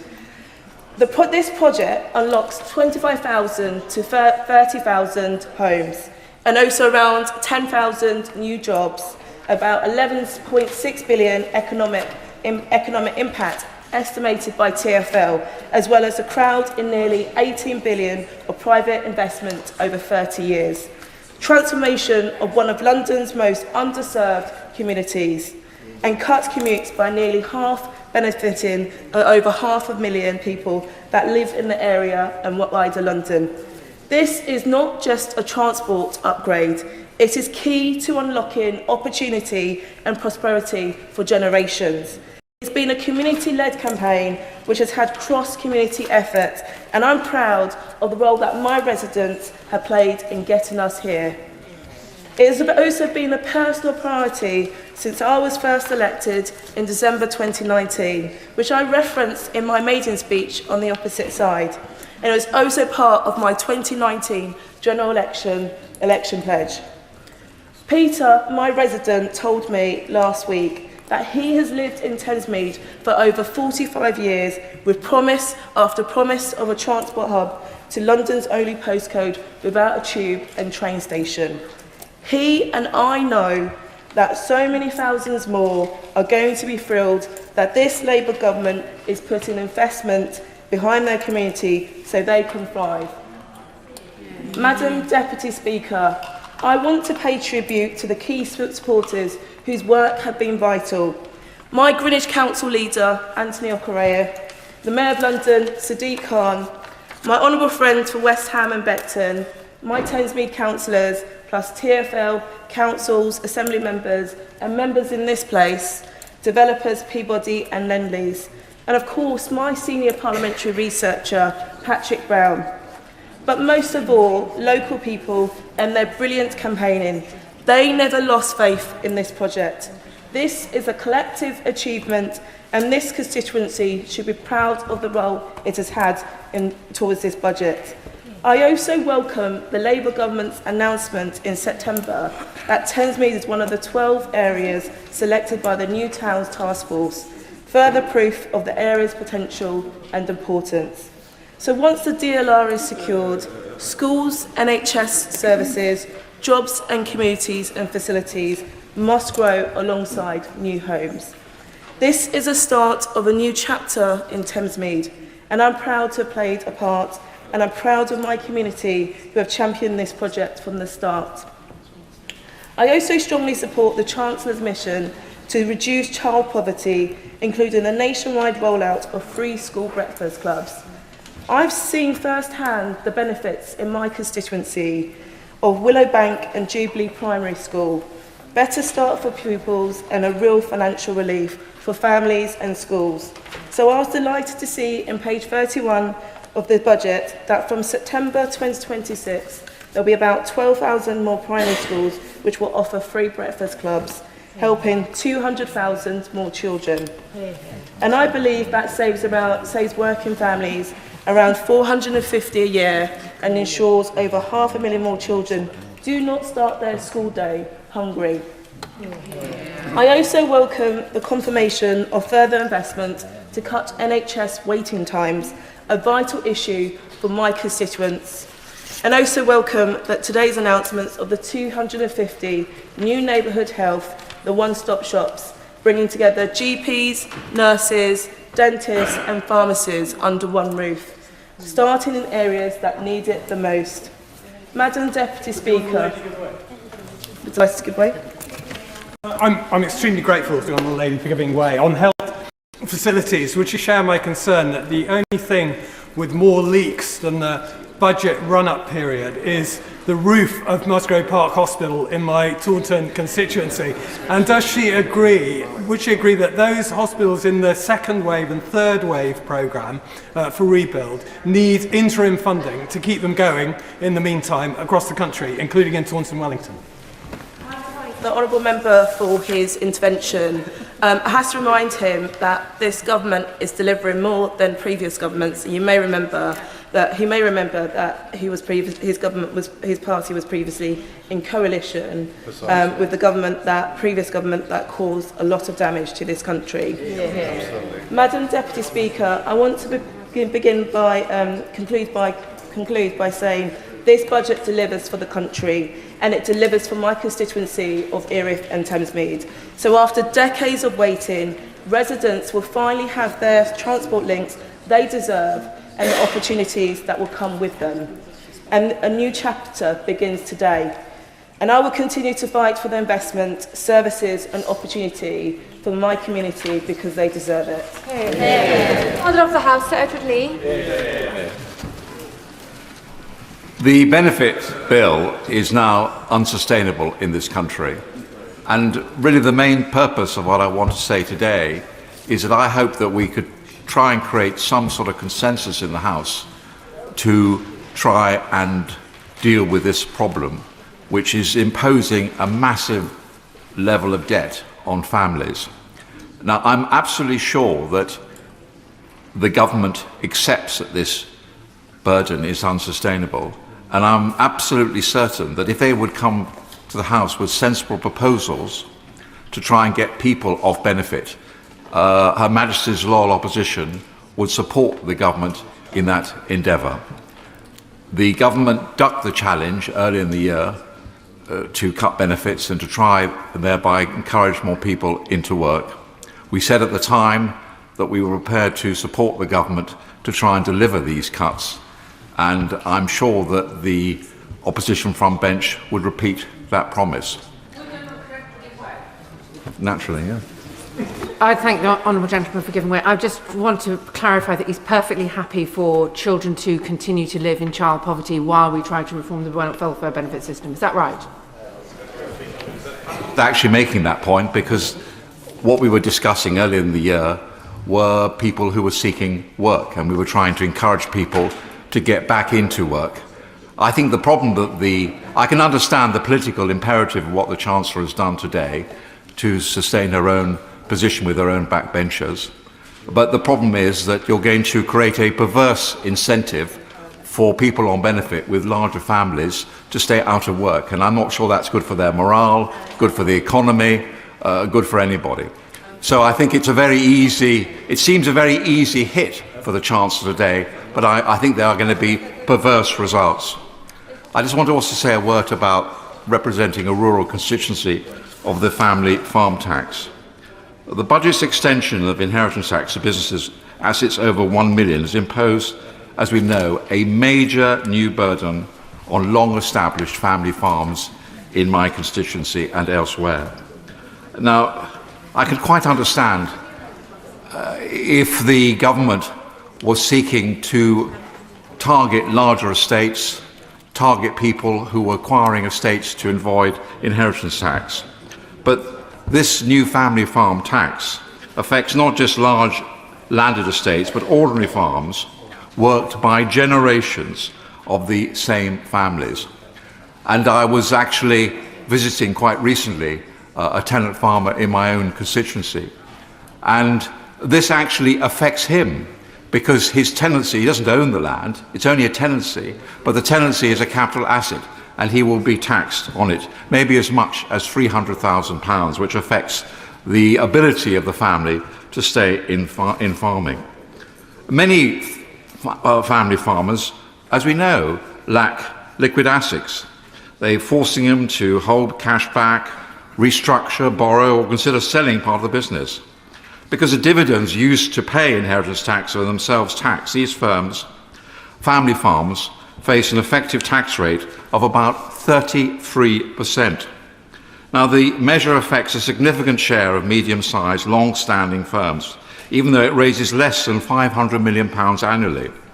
This achieves maximum social and economic destruction for minimal financial reward. The policy discourages business growth because expanding a family firm increases future tax liabilities on heirs. Now, some advisors are recommending owners sell businesses outright to avoid in future tax complications. A climate of unpredictable tax changes creates fear amongst owners and undermines long-term planning. The uncertainty over succession planning is freezing investment and expansion across affected businesses. So the arguments can be repeated, but I do appeal to the government to try and listen to the National Farmers Union, which has come up with some very sensible compromises which would keep family farms in business and would achieve the government's objective. Let me say a bit about the benefits bill. 4 million universal credit claimants are now excused from even looking for a job. 4 million, I repeat, universal credit claimants are now excused from even looking for a job. This is a disaster in terms of self-reliance, in terms of the economy, and much else. Now, numbers, we know, have grown sharply since the pandemic. A surge in reported illnesses, particularly mental health conditions, is the main driver. 2/3 of recent work capability assessments cite mental or behavioural disorders. My right honourable friend, the member for Chingford, has blamed the collapse in the assessment process for the rise in successful claims. Remote and paper-based assessments introduced during COVID have weakened checks on eligibility. This again is something that we could cooperate across the House. It's not just a question of cutting benefits, it's also a question of summoning people in, helping them, giving them confidence to try and get back into the workplace. And unless we do that, and also tackle perverse incentives in the whole benefit system, which discourage people from working, then we are going to fail as a nation. Yes. grateful because I like drilling into the data and getting into the facts. And if you see the correlation between the rise in people who are claiming social security and the rise in waiting lists in the NHS, they map identically through all parliaments, Tory and Labour, and therefore will you look at the data before making assumptions, and getting the waiting list down has got to be our objective. Order. The member used the term you twice.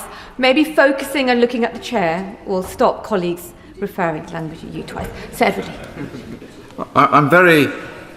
I'm very careful actually to look at the data and constantly refer to facts which are accepted by the OBR and by the government. These facts are not challenged. That 300,000 people are currently waiting to undergo a work capability assessment. We need emergency measures to clear this backlog. The lack of in-person assessments, and I'm surprised that anybody could disagree with what I'm saying, has created a feedback loop where dependency grows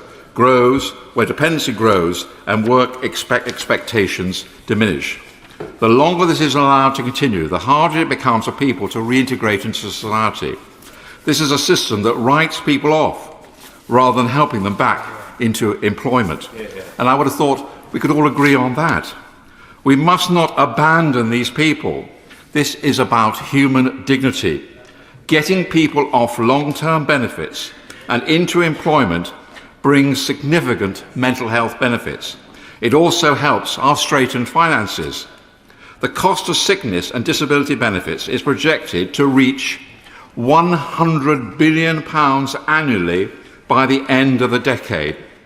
Now, some households receive more than £30,000 a year in universal credit alone, with disability benefits payments pushing support well above that. The current system is financially incentivised individuals to demonstrate incapacity rather than engage with work. The government has redeployed, I agree, work coaches to re-engage long-term inactive claimants, but systematic incentives remain unchanged. Failure to tackle long-term benefit dependency impoverishes the nation by increasing fiscal burdens and reducing labour force participation. Now, the Office for Budget Responsibility reports the working age incapacity benefit caseload reached 7% in 2023-24 and is forecast to hit 7.9% by 2028-29. We must stop paying full benefits to young people who are neither working nor studying. These young people should be working or studying. I'll make some progress, if I may. The Centre for Policy Social Justice estimates that by 2026 there will be a gap of over £2,500 between earnings and combined benefit income for under 25s. So I could go on making these arguments, but I'll just proceed to the next part of my speech on immigration. I accept that the greatest failure of our last government was immigration. The 21 to 2024 Boris wave, and I admit it, and I apologise on behalf of my government, allowed, I don't know why shouldn't I apologise? Why shouldn't I be honest? Allowed well over 4 million non-UK migrants into the country. Many of these will soon qualify for indefinite leave to remain. ILR grants access to benefits and public services on the same basis as citizens is destroying financial incentives. The scale of this is financially significant. Now, the Home Secretary, I agree, has announced some sensible moves, and I supported her when she came to the House. For example, extending the standard qualifying period for ILR from 5 years to 10 years. As Carl Williams of the Centre for Policy Studies notes, policymakers cannot say with confidence how many migrants currently hold ILR or their economic circumstances. Experimental DWP data shows around 211,000 ILR holders receive universal credit. This is completely unsustainable. If Migration Observatory estimates are correct, between 27% and 37% of ILR holders receive universal credit. So this is a worrying problem and needs resolution. Next, increasing tax. I've long argued for a much simpler tax system, close loopholes that keep taxes low, especially for married families. Corporate tax complexity creates an inherent bias towards huge multinationals. They can hire departments of accountants to reduce their liabilities. A free market relies on everyone paying their fair share. We need creative ways of ensuring companies like Amazon and Starbucks can operate freely, we all use them, while paying a fair contribution. Then we can help lighten the burden on family farms, working people and small firms. Increasing taxes on working people risks undermining growth by reducing take-home pay and incentives. ONS figures show direct taxes reduce income inequality by only 4.4 percentage points, limited redistribution for a heavy burden. Higher taxes on the wealthy simply encourage them to leave. Data from the Henley and Partners 2025 migration report suggests the UK may lose 16,500 millionaires this year. What's the point of it? Why are we driving these wealth creators out of the country? So I'll just finish with your... there's so much to say, Madam Deputy Speaker, but I know that I'll weary the House if I go on too long. Can I just end by one point? It's quite controversial and it's quite difficult to say this. The triple lock, and I know I'm going to get into trouble for saying this, but I've got to say the truth as I believe it. We all know that the triple lock is unsustainable. It is you cannot have a situation where people of my generation are consuming an ever greater proportion of national wealth through the state pension. Frankly, our government never dared tackle it, having brought it in because they knew that the Labour Party would crucify them in the ballot box. Now the Labour Party is caught in the same bind. The fact is, it is completely unfair on younger people if the burden of older people through the triple lock increases year by year. We laugh at the French because of their failure to actually achieve sensible pension reform. But we ourselves have got to have the courage, frankly, to end the triple lock. And I think this will only be done with consensus between the two parties. And I'm absolutely sure that if the government was to come to the leader of the opposition and say that this is unsustainable and will you share this burden with you, which may seem to be very unpopular, but actually no, many older people of my generation, we all have children, we all have grandchildren, we all see our own children struggling to get on the housing market. So many, I think that actually if government and opposition were prepared to have the courage to deal with the triple lock, I'm not sure it would be as unpopular with older people as is sometimes maintained. And after all, we could always relieve the burden on those on pension credit. We could find ways of helping people who really couldn't afford to live. But the triple lock must go. It's not a popular policy, but I think in our hearts we know it's the right policy. We have shy of 60 members trying to contribute, so there was a speaking limit of 10 minutes to begin with. Daniel Zeichner. Madam Deputy Speaker, and it's a pleasure to follow the Father of the House in his wide-ranging contribution. I think he's perhaps slightly more optimistic about the ability to achieve consensus across the front benches than sadly I might be, but I think his point about intergenerational unfairness is absolutely right. Let me start by recognising the hard work of the Treasury team and the work they've put in to this budget against what I think is a very challenging international backdrop, particularly around trade issues. And can I particularly welcome what I think is the long overdue measures on council tax for more valuable properties. Of course, no one wants to pay more tax, of course, but there are some of us who appreciate that public services and the public realm need to be properly funded. Frankly, what is extraordinary to me is the number of years that those invaluable properties have escaped proper taxation. And I'm old enough to remember how this all came about, the council tax being introduced as a quick fix after the debacle of the Tory poll tax. Frankly, I'm afraid some people on the opposition benches never change. They're always hankering to find a way to escape paying their dues. They hanker after things like flat taxes or whatever. But after 30 years of not making their contribution, I'm absolutely delighted that it's this government that's finally cracking down on this unfairness. And there are many other aspects to this budget that I strongly welcome. Many of my Cambridge constituents commute into London, and the freeze on regulated rail fares, including season tickets, will be widely welcomed. But I also wish to say a few things about what the money raised in the budget is spent on. Because in my experience, both as an MP and a former minister, is it wasn't just the council tax system that the Tories broke in the 1990s, it went much wider. The fragmentation and privatisation of so much of our public realm has turned out, in my view, not only to cost us financially, but contributes to the gloom that has descended on what is still a rich and successful country. Private affluence alongside public decay does not make for a happy society. And in the limited time I have, I'll cite a few examples I've come across over the previous few weeks. The chaos in our prison and justice systems goes back in no small part to the disastrous policies pursued by Chris Grayling in his misguided attempts to privatise the probation service, from which, in my view, it has never fully recovered. And the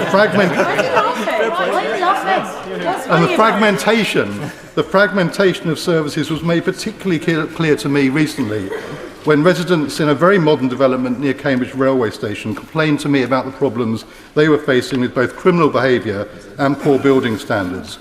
Now, the housing associations turned out in force to meet me. It's amazing what a visit from an MP will do. And they told me about the labyrinth of organisations involved in these issues. At least 2 councils, the police, those responsible for developing the building, those responsible separately for maintaining the building, those responsible for fire safety. How could anyone come to a sensible solution with all that? I came away very clear on one thing. No one seemed to take responsibility overall. And as a consequence, the residents have got a very poor deal. And another example, the rightful national outcry over the abuse of too many neighbourhood shops selling vapes and smuggled cigarettes, exposed so well by BBC investigative reporters. And I can't be the only one who wondered why it seems so hard to enforce the law when it's being flouted in plain sight. So I asked the House of Commons Library for some statistics on what's happened to trading standards officers over the years. And guess what? In 2010, local authorities spent just under £172 million per annum. By 2020, that had fallen to just over £103 million and only recovered little to £117 million by 2024. Now, they're not the only agencies involved, I understand that, but no wonder they struggle to respond. And it's certainly not a criticism of trading standards officers.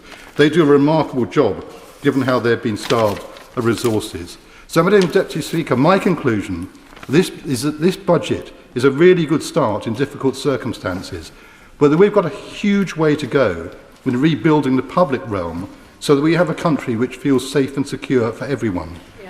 Putting back together what has been broken apart is not easy nor quick. It's much easier to break things than to put them back together again. We've had decades of destruction from the party opposite that frankly would only be made worse by the party that goes by the name Reform. But they too ought to go to trading standards because it's a false prospectus. They're not about reforming the country, they're about breaking it. I'm confident that people will increasingly recognise that. So I urge my Treasury colleagues to stand firm, rebuild not just our economy, but the communities in which we all live, whatever our circumstances. Oliver Dowden. Thank you, Madam Deputy Speaker, and may I begin by referring members to my register of members' interests, including my position as chair of the APPG for the UAE. Madam Deputy Speaker, it didn't have to be this way. The roots of this budget and its failure began with the last one. It began with the unnecessary delay and scaremongering before that budget, which in turn frightened consumers and scared businesses off of investment. And then in turn, when the budget was announced, the Chancellor made 3 key errors. The first thing she did was to choose to tax probably the worst thing in terms of jobs and growth by putting up national insurance contributions. She chose to drive human capital and financial capital away from the United Kingdom with the abolition of the non-dom tax status, and she chose a totally unrealistically low level of fiscal headroom, which meant that by the time the Chancellor sat down, markets were already preparing for the next round of tax rises. And this sense only grew with the U-turn on welfare reforms. And the problem is, the government is making exactly the same mistake all over again, with the litany of leaks culminating in the extraordinary position of the OBR publishing the entire content of the Chancellor's budget before she even stood up, rendering the entire speech meaningless. And now, in turn, this budget demonstrates a simple and clear choice: higher welfare paid for by higher taxes. And for my constituents, that means higher income tax, it means higher taxes on their savings, it means higher taxes on their dividends, and in a constituency like mine, which has seen house prices soar over the past 30-odd years, now to astronomical levels, there is a real risk that older people in their family homes that they bought at very low prices are now going to have, by skimping and scraping to do so, I should say, are now going to have to find several £1,000s every year just to stay in their family home that they so love. And I think that is a real problem that is going to emerge from this budget. And I would urge the Chancellor to look at the very least at ameliorating measures to stop older people having to sell their homes in order to pay their council tax bills. But beyond this, there lies this strategic choice, and we all know exactly what has happened. The Labour leadership has watched in fear as its vote hemorrhages to the left. This budget is all about shoring up Labour's tax base. The residents of Bushey, the residents of Radlett, the residents of Potters Bar, the residents of Boreham Wood, their taxes are being hiked to pay for higher welfare to appease Labour's backbenchers. I will happily give way. I thank the right honourable gentleman for giving way. Would he not accept that in addition to the taxpayers that he's talking about in those communities, which I've visited and know in Bushey and Boreham Wood and other parts of Hertsmere constituency, there will be families who, amongst his own constituents, who have more than one child and receive more than two children and receive benefits, who will be positively impacted by today's budget, and he could at least nod in the direction of those of his constituents who will benefit from the measures that the Chancellor has set out. I think that the problem with that analysis is that many people on the same street will think to themselves, I chose not to have another child because I couldn't afford to do so, and yet now my neighbour is able to have more children paid for by the taxman through welfare. And that is the fundamental unfairness at the heart of this budget announcement. But worse than that, I will give away in a moment, but worse than that, this failure to grasp welfare reform risks neglecting a whole generation. We already see young workers' prospects under threat from AI. We see the prospects of employment being hit by Labour's jobs tax and the labour market regulation, which is discouraging hiring. And now the message seems to emerge from the government, don't worry, abandon ambition, there's ever higher welfare under Labour, that's the reason why you should vote for us. I will happily give way. I'm grateful to my right honourable friend who's making a characteristically excellent speech. Would he agree with me that we are at the tipping point where the welfare state is ceasing to be what we've always wanted it to be, which is a safety net below which nobody can fall, but instead is becoming a cocoon which is going to trap a whole generation in dependency and absolutely kill off aspiration and social mobility?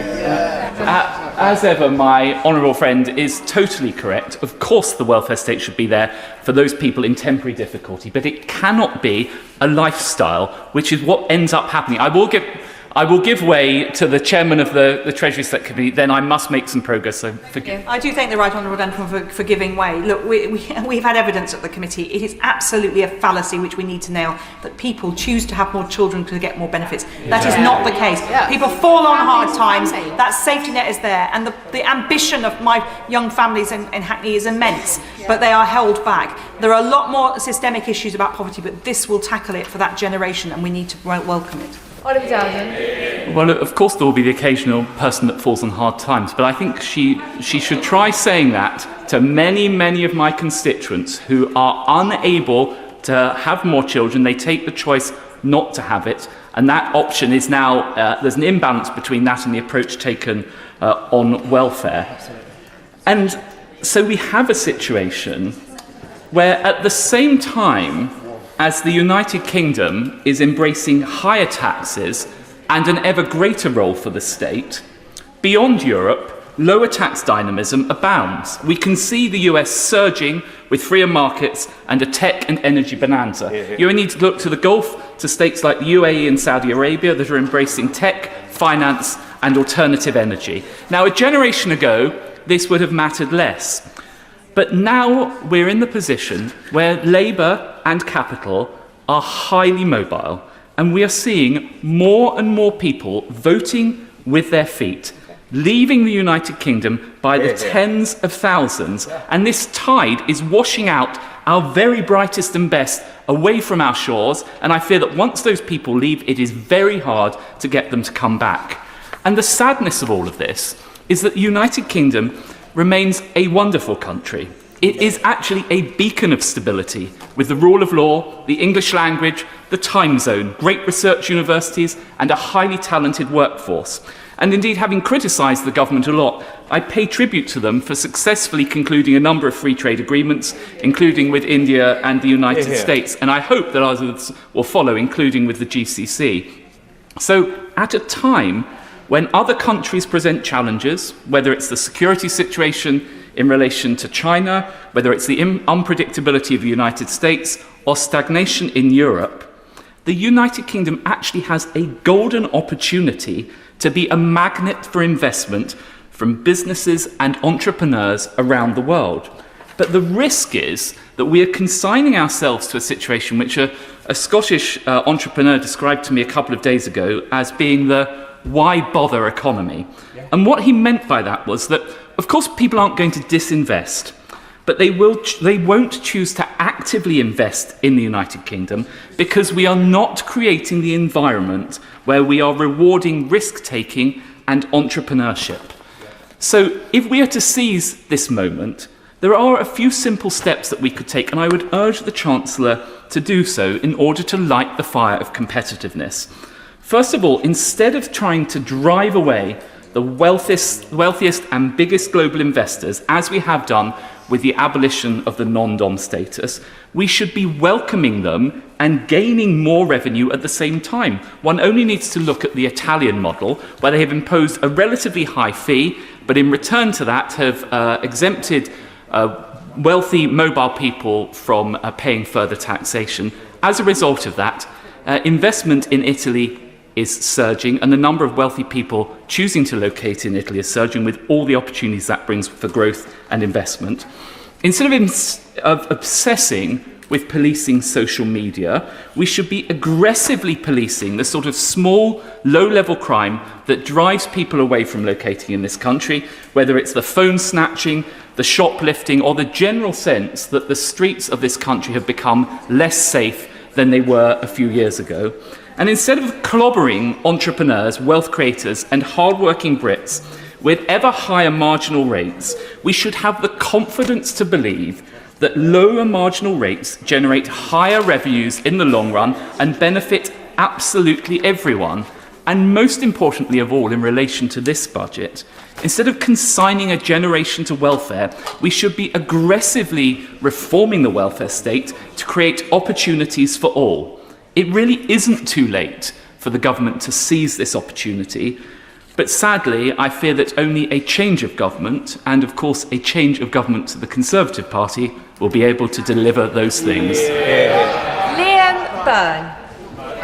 Thank you very much, Madam Deputy Speaker. Well, I don't know what budget the Right Honourable Gentleman was reading, but it wasn't the budget that was put on the table this afternoon. Madam Deputy Speaker, I think the Chancellor got the judgment exactly right today.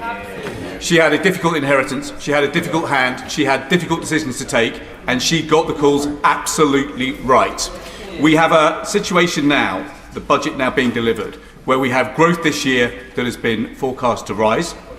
We have business investment over the course of this Parliament, which is forecast to rise. We have inflation, which is coming down. We have forecast interest rates, which are coming down. We have energy bills for our constituents, which are coming down. Yeah. And we have child poverty, which is actually set to collapse. That is 8,900 people in my constituency who will be better off because of this budget, a Labour budget, which was delivered by a Labour Chancellor this afternoon. Now, Madam Deputy Speaker, as you know, I've been in this House for 21 years. I have sat on both front benches. I have sat on both sets of back benches. And so I've come to see, over the years, the selective amnesia which somehow bedevils debate in this place, and the problem of unreliable narrators. But I have to say, I have never seen amnesia on as epic a scale as I heard from the Leader of the Opposition today. Now, I think it is quite well established, Madam Deputy Speaker, that back in 2010, I thought the numbers were a little bit tight. I thought difficult decisions were going to be needed, which is why we left a judiciously balanced budget, 2/3 spending cuts, 1/3 tax rises, that would have halved the deficit in 4 years and brought debt borrowing down by 2016. That, of course, was not the strategy that was pursued by the last government. And what is the difference that that made? Well, the party opposite saddled this country with an extraordinary £1 trillion of debt higher than the situation that we left. That's why we're paying £1.10 in interest rates today, because they more than doubled the national debt. And before we hear any nonsense about COVID, let us just remember that 80 to 90% of the increase in debt that the Conservative saddles us with was before the COVID lockdowns began. I give way to the Honourable Gentleman. Oh, nothing as contemporary as COVID, don't worry about that. I just wondered how much money he left in the coffers when he was Chief Secretary in 1997. Well, I can tell him. I don't know what his faculty of maths is like. I don't know if he realises that a trillion has 12 noughts. But we left the national debt £1 trillion lower than it is today. £2.7 trillion. That is how much this country is now borrowing. Now, the great tragedy, of course, of all of this is that if they had borrowed money at low interest costs and actually invested it in something that enhanced productivity, we would be in a better position today. The Chancellor wouldn't have had to deliver the budget that she had to deliver today. And don't take my word for it. Don't take my word for it. Look at the International Monetary Fund. 25th of July, the report is very clear. The fact is that our productivity growth under the party opposite collapsed by 1/3 compared to the good old New Labour years. Our productivity divergence now with the United States is so serious. Our productivity growth has been half what it has been in the United States. And the OBR is really clear today. The downgrade on growth that they have baked into their numbers is entirely because of the productivity collapse, because they wasted the money during their 14 years in office. And of course, I should just say, by the by, because Conservatives are Conservatives, they managed to put £1 trillion on the debt, they managed to collapse the productivity numbers, and they still managed to put inequality up through the roof. That is why we all had in our constituencies food bank queues that we will never forget. I will never forget, for as long as I live, the phenomenon of collecting food in inner city Birmingham because our food banks had run out of food. I will never forget the children at Adderley School who were literally helping restock our food banks by taking penguin bars out of their lunch boxes to put them in food collection crates so that their classmates didn't go hungry at lunchtime. That's the reality of the child poverty legacy that this party left us with, and that is the legacy that the Chancellor got to grips with today. So, Madam Deputy Speaker, we look forward on our committee to scrutinising the proposals that have been laid out today. We have been travelling the country over the last couple of weeks, talking to business about what they wanted out of this budget.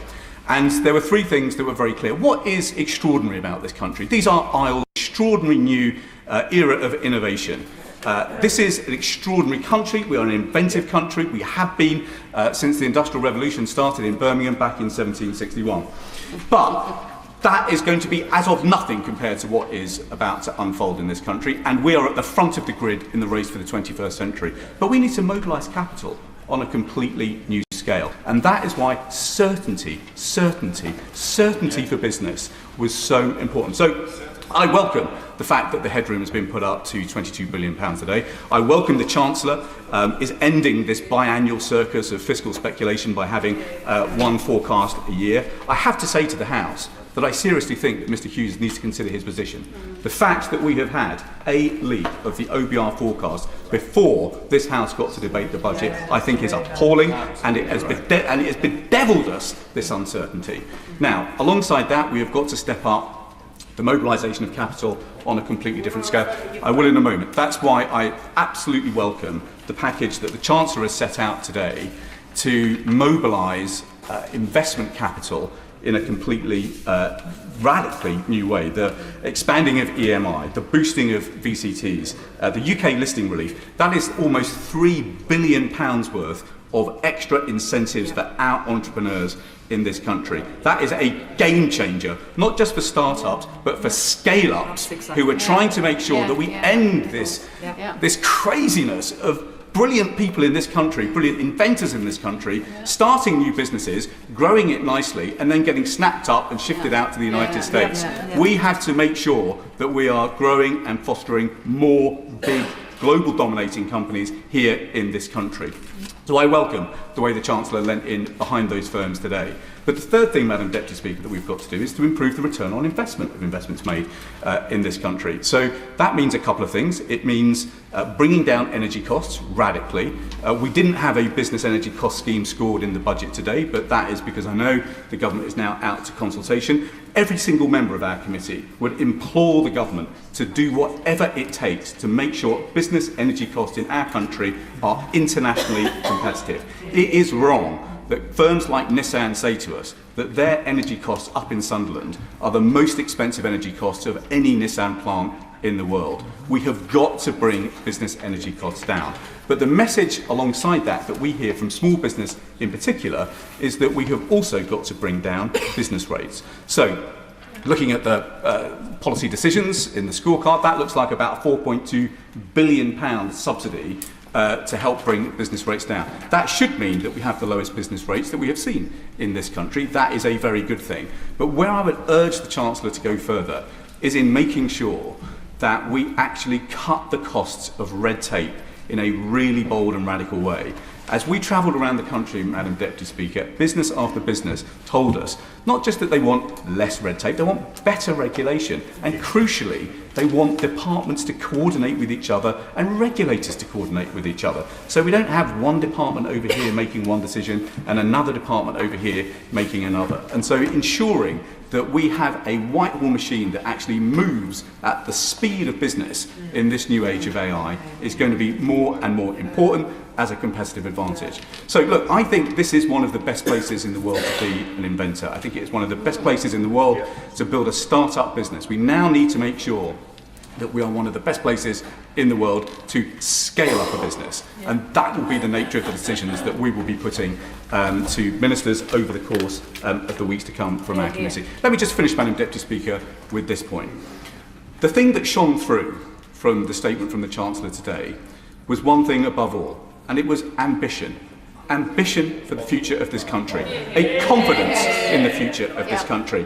That is why one of the most important numbers that we will read in the OBR forecast today is the fact that business investment is not flat, not falling, it's soaring. It is set to soar by £6 billion over the course of the forecast period. That ambition for this country is a sharp contrast to the amnesia of the party opposite, and that is because we on this side of the House know how futures are really built. The speaking limits are now 8 minutes, and I call Dave Dugan. Thank you, Madam Deputy Speaker, and thank you to the Right Honourable Member for Birmingham, Hodge Hill and Solihull for a fascinating lecture on amnesia, dripping with irony given the last role he had in government. I wish to congratulate the Chancellor on delivering what is almost certainly her final budget. There is no conceivable way that she can remain in post either politically and certainly not economically for a further year. Businesses, workers, bill payers, farmers, hospices, industry and the public sector cannot endure another cycle of this Chancellor. It's just over a year since she stood at that dispatch box delivering her first budget and boasted that she had made the right choices. Well, if only anyone outside the real economy believed that, we wouldn't be in this situation right now. She promised to restore stability to the public finances, and she promised to drive down growth right across the country. She told us that growth would be her central budget mission, but last month The IMF forecasts that UK will have the lowest per capita growth in the G7 next year at just 0.5% compared to an average of 1.4% for advanced economies. Labour promised to turn the page on high food prices, but households see food inflation running out of control and hitting 4.9% last month. The Chancellor promised more jobs to tackle poverty, but this month unemployment hit 5%, the highest level since the pandemic, while poverty is now at record levels. Government borrowing stands at a 5-year high, £17.4 billion in October alone, with Labour spending double the defence budget every year just servicing the UK's chronic national debt. And the OECD have downgraded the UK's economic prospects, singling out the Chancellor's policies as exposing the economy to significant downside risk. This gloomy prognosis isn't born just from the SNP's analysis as well, however. Just listen to the Chancellor. She spent the last 18 months insisting that the economy is in a terrible state, while blaming everyone and everything except herself and misunderstanding what negativity her musings signal to investor confidence. It's as though she forgets she is the Chancellor, as yet another stream of consciousness resonates invariably negatively around the economy. She's blamed the black hole, yes, the one the SNP told Labour about before the election, and which she pretended to only discover upon entering number 10. She blamed the markets for their focus on her fiscal rules. Couldn't make that up. And she's blamed Brexit despite herself voting to trigger Article 50. But it's not just about the fundamental economic incompetence of the Chancellor. It's not even just about Labour's inheritance, which, whilst bad, wasn't the cause of this malaise. This crisis remains a product of the Chancellor's catastrophic decision, and she will own it.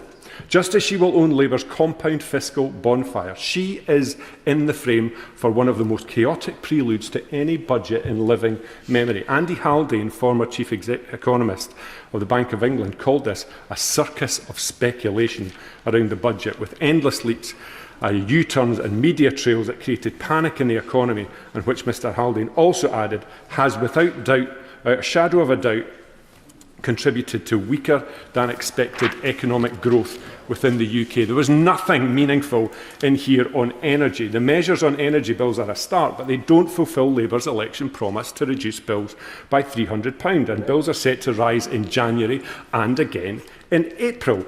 £150 of energy bills, Madam Deputy Speaker, will still leave the Labour Party in debt of £87 per year on their commitment at the election. And Labour's, give way in a second, the SNP did Labour's job for them with a budget proposal that involved a surcharge on banks that would have created that £300 discount for bill payers, just like Labour promised. I'm very happy to give way to the honourable member if you can tell me when Labour's going to come good on the promise. Thank you. I do thank him for giving way. Of course, if he takes the time to read our manifesto, which we were elected on in Scotland, that promise was to be met at the end of this Parliament. So we're actually ahead of schedule. And I'm sure he welcomes that. Just like he welcomes the extra 500 million cash terms, extra 500 million in cash, extra 300 million in capital going to Scotland, and a commitment to above inflation budget rises up to 2029. Fantastic, Madam Deputy Speaker, isn't it? Wow, Deputy. I'm sure the public will be delighted to hear Labour's never, never promise on energy bills, that unlike him, I don't exist on my knees waiting to get patted on the head by Labour ministers on the front bench. I'm off my knees, and the consequentials that we get, the consequentials we get in Scotland are a consequence not of largesse by the Labour Party, but of the taxes that Scottish enterprise creates within this so-called United Kingdom. Nothing here, Madam Deputy Speaker, on the energy profits levy, which is putting North Sea oil and gas into an early grave. As things stand, 42% of firms in the North Sea oil and gas sector forecast revenues for 2026 expected to come out from outside the UK's continental shelf. An analysis earlier this month from the Fraser of Islander Institute showed that the industry is undergoing an accelerated decline. In my view, Madam Deputy Speaker, as a direct result of this Labour government who don't understand energy or the economy. This is Scotland's reality within the so-called Union, our future and our natural endowments decided upon by Westminster ministers rather than the people of Scotland. It must really stick in the craw, especially of Scottish MPs, when they come down here to toe the party line and see the difference that Scotland has had under the SNP since 2007. SNP GDP in Scotland per person has grown by 10.2% compared to 6.8% in the UK. Productivity has grown in Scotland at a rate of 0.9% per year compared to 0.3% per year in the UK. And Scotland attracted 135 foreign direct investment projects in 2024, maintaining our position as the top performing part of the UK in that regard. They're not so keen on the facts. And Scottish Labour MPs jump up and down about the new minimum wage, despite the fact that their constituents and mine are already on more than that as a result of the Scottish living wage at £13.45. And there was little today to suggest that Labour grasps the severity of the cost of living crisis, which for many people feels endless. Inflation has almost doubled under Labour, and food prices are up a staggering 37% over the last 5 years. People are rightly asking, what is going to sort this? Well, I can assure them it's not Labour. And on the two-child cap, I'm very pleased to see that it's gone and taken with it the appalling rape clause. It's just a shame that all the Labour MPs that were cheering the Chancellor when she announced that today didn't vote with the SNP in September 2024 when we tried to get that removed in our motion. Rank hypocrisy. Businesses in the last year are now in the position of surviving, trying to survive this Labour government rather than trying to thrive and invest. Businesses know that this Chancellor doesn't understand business. Family-owned businesses feel this most acutely, and farm businesses know that the Labour Party is out to get them. Today's announcements will not repair the damage to the reality that exists for many businesses, and it's already too late for some. Whisky duty going up again, Madam Deputy Speaker. The SWA said hiking duty today for the third time in 2 years limits Scotch whisky's ability to generate growth and will have a direct consequence for investment and for jobs. This Chancellor has run out of road with businesses across these aisles. Last year, after 40 billion of tax rises, most of that on jobs, she promised that she's not coming back with more borrowing or more taxes. This government has taken the hard decisions as a result, and we won't have to do a budget like this again. 12 months later, here we are again. Another round of tax rises, and let me make a prediction. 12 months from now, we'll be back here once more, albeit with a different Chancellor. Today's budget supports the view taxes are up, borrowing's up, cost of living is up, cost of energy is up, and spending is up, but growth is down. The central, let me remind the House, aim of the Chancellor. Scotland deserves better than this Westminster version of Groundhog Day, and fortunately, the people of Scotland will be in a position to choose that in May's elections. Thank you. Catherine McKinnell. Thank you, Madam Deputy Speaker. I would normally extend the courtesy of saying it's an honour to follow the Honourable Gentleman, but I have to say that speech was all a bit dreek. And I've reflected hard on this budget, as it's the first since I left my role in the government as Minister for School Standards, and as the first Labour Minister for 14 years, focusing relentlessly on more teachers in classrooms, more support for struggling schools, pay rises that teachers deserve, an inclusive school system, and curriculum reform to transform the life chances of every child. And believe me, I would have given anything to have found a few million, or indeed a few billion, behind the government sofa if there were the chance to of making some of those decisions. And I suspect the Chancellor knows exactly how that feels over the last few weeks. But that is one of the reasons why I've now joined the Public Accounts Committee, scrutinising public spending, drawing on those experiences of making those tough decisions in government about how we spend the public's money. And I've really enjoyed the deep dives we've done, examining how public services are delivered, where schemes fail, making sure lessons are learned, and making sure we spend every pound the best way possible. And just last week we looked at clerical negligence, an area with a staggering £60 billion of public accumulated liabilities. And we have a golden opportunity to cut those costs and deliver better care at the same time. So I would encourage the Chancellor to read our report when it lands, because it might come in handy for next year's budget.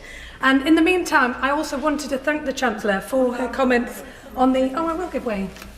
I thank my honourable friend for taking an intervention. I wonder whether she would agree with me that the cost of clinical negligence claims in maternity services is now greater than the cost of maternity services. I absolutely share those concerns, and I know the Right Honourable Member for Godalming and Ash is also very keen. So I think we have cross-party interest across the House in making better use of these resources. I also wanted to thank the Chancellor for her comments in relation to the infected blood contamination scheme, which is proudly delivered from my constituency in Newcastle North. And I know the team there are incredibly proud of the work that they are doing, and they will be proud of the announcement the Chancellor made today. But Madam Deputy Speaker, working people in Newcastle are really feeling worn down by the cost of living. We know everybody is feeling the squeeze. It's relentless and it's grinding. And I know the Chancellor knows that too and has sought to deliver in this budget on that promise of a better life for a hard day's work. And I see there are many measures in this budget that will deliver on that. The freeze in rail fares, the extending of the bus fare cap, the measures on fuel duty, frozen prescription charges and household energy bills cut. And I also know that the Chancellor cares deeply about children trapped in poverty and too often in families that are working hard and doing their best. And I saw those stories firsthand on the government's Child Poverty Task Force. The driving force behind the crisis is the two-child limit. In the North East alone, we see tens of thousands of children living in poverty that will be lifted out of that by the announcement today. It is both economically foolish and morally wrong. It's why charities and businesses in the North East have been calling for it to be scrapped, because poverty comes at a price. It comes at a price in NHS bills, in educational failure and in wasted potential. So I strongly welcome the Chancellor's decision to scrap the limit today. I'm afraid I can't give way because the time will keep running. But this is just a start, and it has to be in the context of wider welfare reforms that make sure that every child grows up in a home where work pays and where families can thrive. And that mention of home brings me to council tax.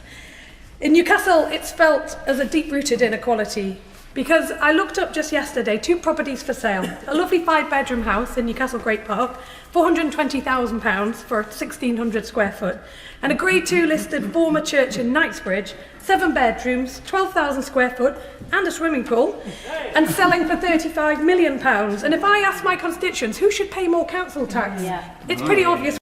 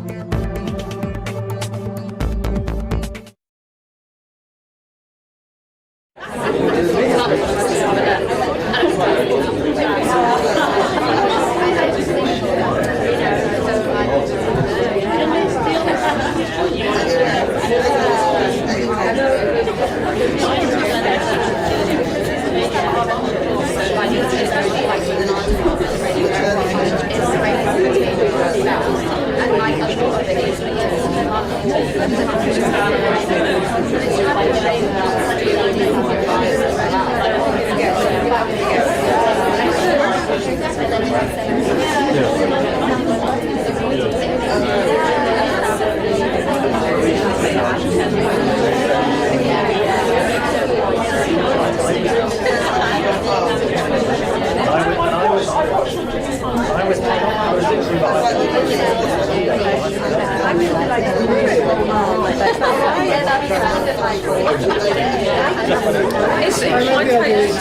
a sexiest man alive, and Jamie about me just a sexy man in Croydon.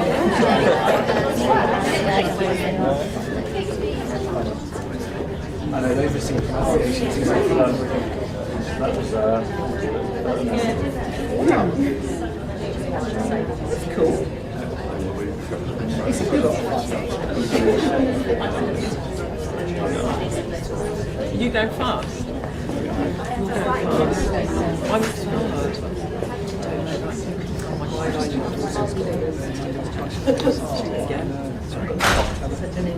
I'm doing quite well at FPL this year. I've really realised I'm going to wild card, I'm going to free hit this week because I got 3 Arsenal players and I got 3 Chelsea players and I don't want to give that stuff. Can I text you with some so you can give me some?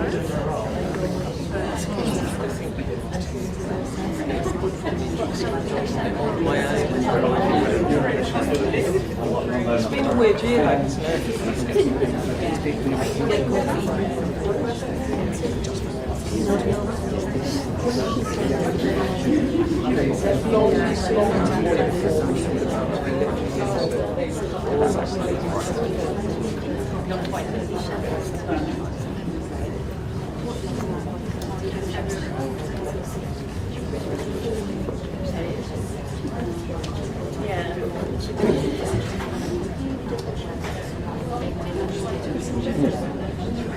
Yeah. It is. The network is away 39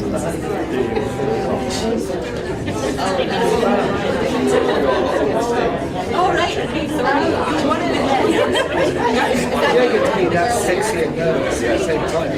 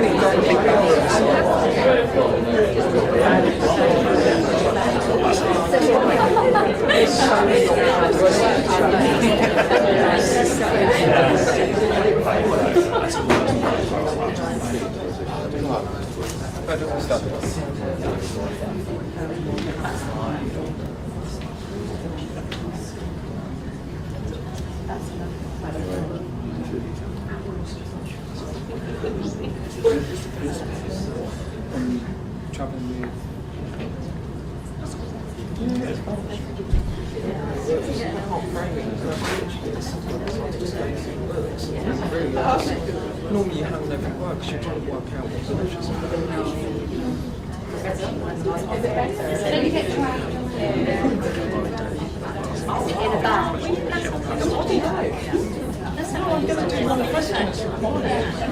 You've never in your life done this question. I've definitely done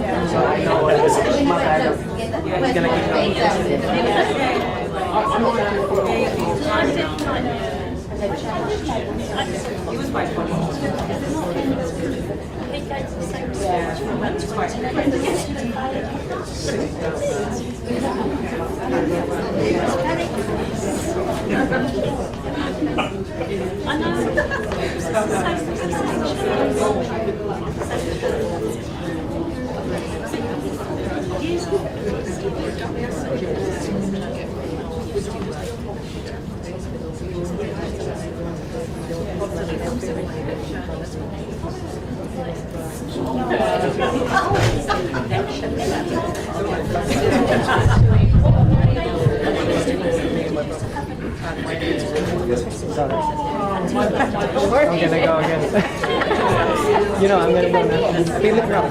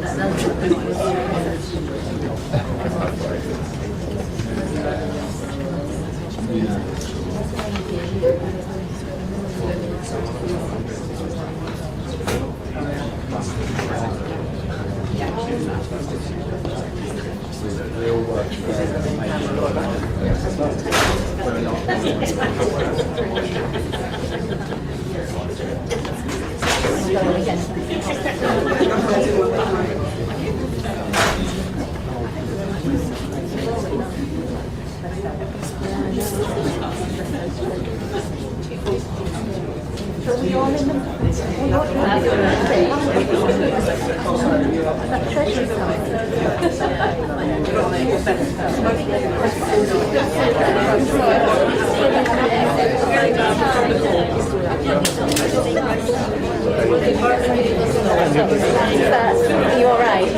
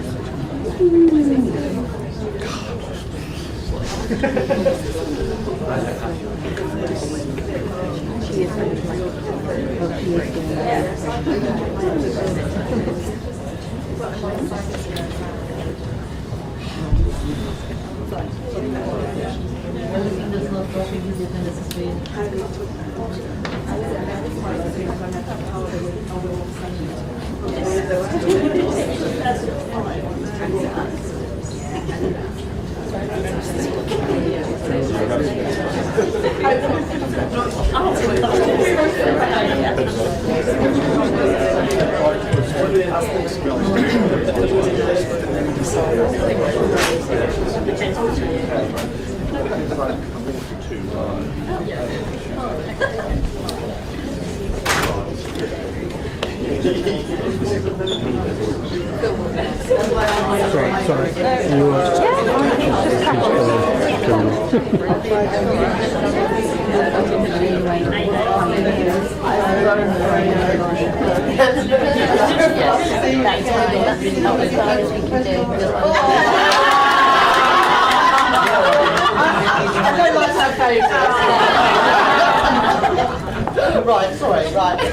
sorry. Good afternoon, everybody. And I delivered my budget earlier today, and it was a budget to cut the cost of living, to cut the debt and borrowing, and crucially to cut NHS waiting lists. And that's why I'm really pleased to be here this afternoon with people that make that happen, the nurses, the doctors, all the staff here at the hospital. And I want to say a big thank you to everything that you do. And I know that Kia and Wes said it to you earlier, but you know, you really are an inspiration, and to be able to come and see where that money is going is really, really important to me as we put the money into those new neighbourhood health centres and the new technology to use in the NHS to support patients, but also give you the tools that you need to do their job. I think we're going to take a few questions now from the media. Gemma, a few months ago, I promised that Look North would get the first question post-budget, and I'm going to deliver on my word, Gemma. So I'll talk directly to the people of West Yorkshire, especially Leeds. Yes, well, it's good to see you keep a promise, Chancellor. I was talking to people on the high street in Pudsey yesterday in your constituency, and it won't surprise you, they are really struggling with the cost of living. They see the price of things go up and up and up, and wages haven't kept pace with it. Businesses are still reeling after the measures in last year's budget, and today extending that freeze on income tax thresholds will really hit working people. So when you're back up north, what will you say to your constituents? Can you look them in the eye and say things are going to get better because of the budget? So for people in Leeds West and Pudsey, and people all around the country, in Yorkshire and beyond, there will be a reduction of £150 in your energy bills from April next year. That is tangible difference, money in the pockets of working people. And in addition to that, we're freezing NHS prescription charges, we're freezing train fares, so if you're getting on the train in Bramley or in New Pudsey, it's going to be a bit cheaper than it would have been next year. And we're doing all of those things because I know that the cost of living is still a real challenge for people, day to day, week to week, month to month, and that's why in this budget I am taking direct action to tackle the cost of living. But also, if you are being seen at LGI or St James's Hospital, or going to your GP surgery in Armley or Bramley, then also people will know that we're putting money into our NHS and those new neighbourhood health centres to take the pressure off the hospitals and have people treated closer to home. Next question, Shahad. Chancellor, there was a lot of pressure on you and your government in the lead up to this budget. Plenty of backbenchers have expressed frustration and anger. In this budget, you have scrapped the two-child benefit cap, which has meant that some of them are quite happy. Do you think you've done enough to appease all of them? My focus in the budget is on the country and the people who elected us into government last July. I know that the number one concern for people is the cost of living, which is why we've taken £150 off of people's bills by removing some of those levies and the eco scheme, which has been an utter failure, and using that money to cut people's bills. But I'm just chatting here to some of the nurses and other staff at the hospital. The two-child limit and getting rid of that has a benefit beyond those families, because so many patients who end up in hospital, so many kids who end up in hospital are there because of respiratory conditions, because they may be in poor quality temporary accommodation. The cost to local councils of that, but also the cost to the NHS. and in our schools as well. When I talk to teachers, especially in primary schools, about kids coming into school not ready to learn because of the conditions at home, whether that's a cold house or not enough food to eat. So getting rid of the 2-child limit is about addressing child poverty and also reducing some of those costs on other parts of the system, including in our NHS and in our schools. Beth. Thank you. Chancellor, today you've announced that you're extending the freeze on tax thresholds. It will raise £8.3 billion. In the budget in 2024, you said extending the threshold freeze would hurt working people. It would take more money out of their pay slips. I am keeping every single promise on tax I made in our manifesto. I say to working people, I will not increase your national insurance. I will not increase your VAT. I will not increase your income tax. Today you've just broken your manifesto pledges and your promise to millions of workers in the budget last year you would not extend the threshold. How in good conscience can you stay on in your job? In the manifesto, we were very clear. It was the rates of income tax, national insurance and VAT. But I'm not going to get into semantics. I recognise that we are asking people to contribute more by freezing those allowances. They were already frozen by the previous government from 2021 to 2028, and we're freezing them for a further 3 years. And I do recognise that I was asking ordinary people to pay a little bit more. But I've managed to keep that contribution as low as I possibly can by closing loopholes and asking those with the broadest shoulders to pay more. That's why there will be a surcharge on properties worth more than 2 million. It's why we're increasing taxes on savings, dividends and property income. And it's why as well we're getting a grip of some of the waste and inefficiency in the welfare budget by taking luxury cars out of Motability, more face-to-face assessments for disability benefits, so we keep that contribution from working people as low as possible.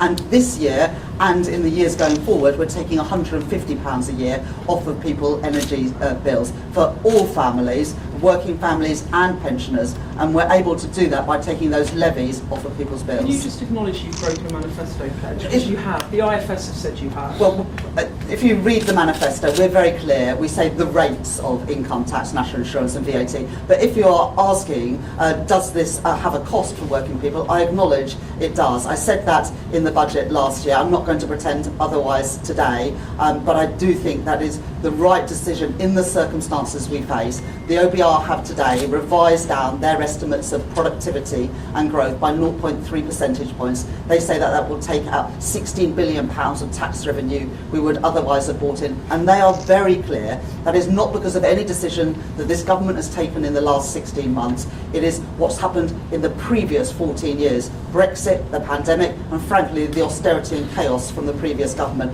And we're all having to pay a price to that. And it's my job to make sure that the numbers add up so that we can ensure we grow our economy, keep interest rates falling and keep inflation down as well.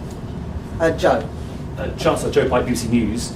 The income tax threshold freeze will see millions of people paying more tax while at the same time benefits are being increased. Is that really fair to working people? And second question, if I may, when did you find out that the OBR had unveiled your budget before you had? So, as I've already said to Beth, I do recognise that freezing the income tax and national insurance thresholds for a further 3 years after the Conservatives froze them for 7 years does mean that we're asking people to pay a little bit more. We're freezing them from 2028 and we are putting money in people's pockets now by taking money off their energy bills. And that is the right thing to do because it helps bring down inflation and helps people now when I know that the cost of living is still a real challenge. And in answer to your question around the OBR publishing my budget before I delivered it, I found out when I was in the chamber. Paul. Hello, Chancellor. Look, the OBR says that you will take on the £6 billion a year cost for special educational needs, but you provided no explanation as to where this money is going to come from. So a school is going to have to stump up the huge amounts of cash themselves, or will you guarantee that per pupil spending on your watch will not go down? So for the next 2 years, and I set this out very clearly in the spending review, we've extended the statutory override for local authorities, and we absorbed that money in the spending review.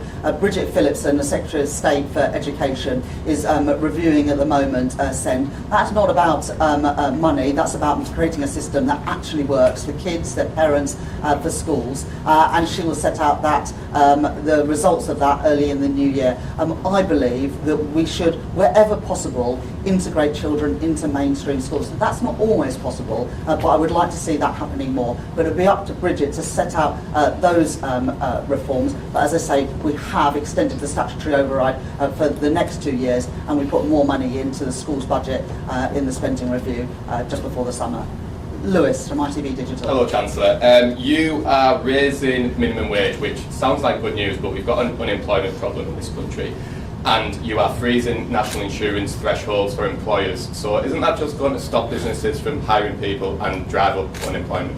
Well, we've increased the national minimum wage for 18 to 20-year-olds from £10 to £10.85 an hour, and we've increased the main rates of the national living wage from £12.21 to £12.71 an hour, giving a pay rise to, I think, around 2.5 million of the lowest paid people in our country. And that is the right thing to do, because if you go out to work every day, you should be able to pay the bills and put food on the table and pay the rent or the mortgage. But we know that that's still not the reality for many people today, and we're still not paying the minimum wage, and the national living wage is still not the rates of a real living wage that is calculated independently. So I think it's the right thing to do, to increase those rates, to put more money in people's pockets. And actually the biggest concern, I think, for businesses is that consumers don't have enough money in their pockets, and so they're not spending on the discretionary things, whether that's a meal out, a night out, a weekend away with the family, or spending in the local high street and the local shops. So putting more money in the pockets of working people, I think, is good economic policy, as well as the right thing to do by some of the poorest people in our country. I'll take a couple more questions. Ryan? Chancellor, you said that you wouldn't increase taxes on working people, but we know today that the benefits bill up by 9 billion, asylum accommodation costs also up. Are working people, like the people stood behind you, are they paying the price for your failure to deal with particularly the benefits bill? We're not going to leave the welfare system unchanged. Under the previous government, in the last 5 years of the Conservative government, spending on welfare increased by 1 percentage point of GDP, equivalent to £88 billion. The OBR, I think, in their forecast showed that as a share of GDP, welfare spending will be broadly flat, but the system's not working, it's broken. I made some reforms today so that if you live abroad, you can't pay nominal amounts of money to access the state pension, more face-to-face assessments for disability benefits, which Mel Stride, when he was Work and Pension Secretary, got rid of, reforming Motability so it meets its original purpose of affordable leases for disabled people, not subsidising Mercedes-Benz. And so those sorts of changes are the right things to do. But we also today have introduced funding for the Youth Guarantee, which means that a young person will be guaranteed either a place at college, an apprenticeship or personalised support. And if after 18 months they haven't got into work, they will be guaranteed a job but not benefits. And that again is an important reform to help deal with the issue of too many young people not in education, employment or training. And on welfare, you know, we've already managed to claw back money from the contract signed by the previous Tory government, and I think we've managed to claw back something like £70 million, and we're going to phase out the use of hotels entirely during the course of this Parliament, saving us money, and that was reflected in the spending review settlement in the summer. So look, we do want to create a welfare system that is actually working, supporting the most vulnerable and empowering people to get back into work, and I want a welfare system that is fair and stops the illegal trafficking of people into this country. Sophie? Sophie Huskisson from The Mirror. Unison Union have said that freezing income tax thresholds does the opposite of putting more money in working people's pockets. Do you admit that you could have been braver in targeting the wealthiest in Britain? As I said, I do recognise that we are asking everyone to make a contribution for the security of our country and the brightness of its future. I said that in the speech today, and I also said in the speech today that I'm not going to pretend that that is not asking for a contribution. The Tories, when they were in office, froze the thresholds and said nothing to see here. I'm being open and honest that that is from 2028.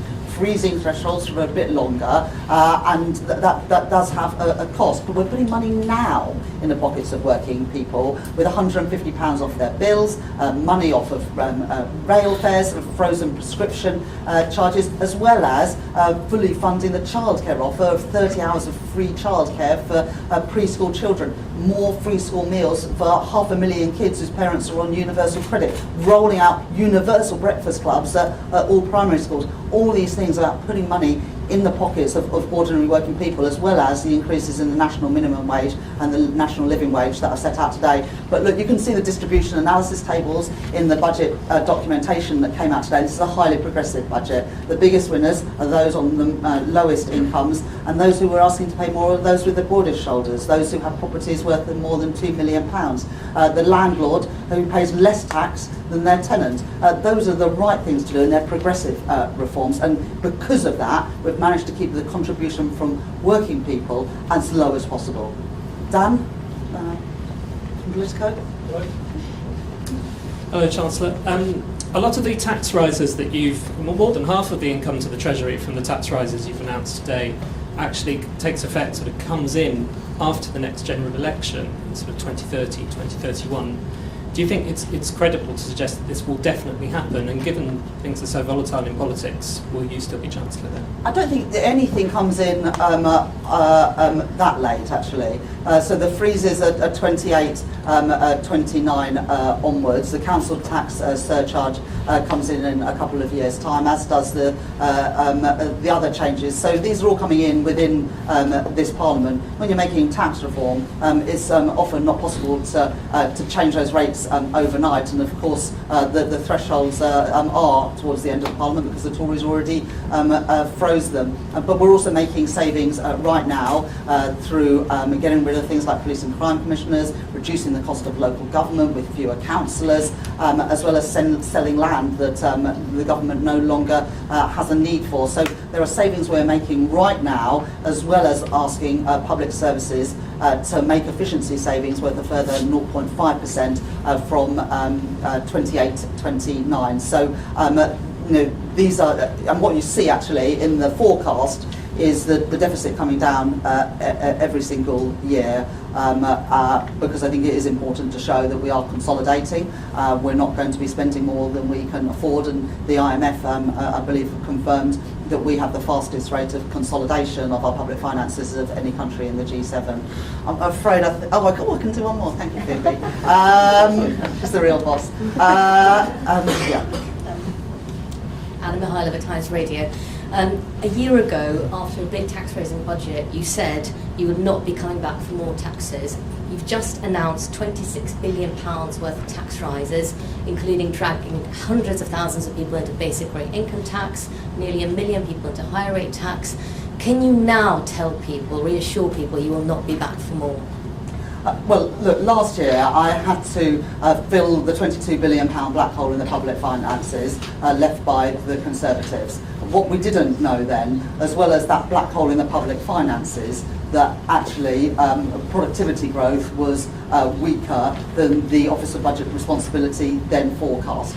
They've been really clear in their documentation today, available before the budget, that productivity forecast based on the past is now expected to be 0.3 percentage points lower a year. That hits growth to the same amount and reduces tax revenues by £16 billion a year. And although I believe that we can beat those forecasts, we've beat them this year. The OBR said the economy was going to grow by 1% this year. We've grown it by 1.5%. And I'm determined we'll beat the forecasts again. The Conservatives' legacy is not our country's destiny, but we also all know, because we experienced it just 3 years ago, that if you ignore the forecasts, you pay a huge price in the cost of government borrowing, and then by implication the cost of borrowing for ordinary families through their mortgages. I've had 5 cuts in interest rates since I became Chancellor of the Exchequer, taking an average of £1,200 off a new mortgage. I am not going to risk the instability that we had under the Conservatives with our public finances or family finances, and that's why I have asked people to pay more. I can't write future budgets, but if you are asking, is this a budget I wanted to deliver today? Well, I would have rather the circumstances were different. But as Chancellor, I don't get to choose my inheritance, and I have to live in the world as it is, not the one that I might like it to be. And I believe that I made the fair and the necessary choices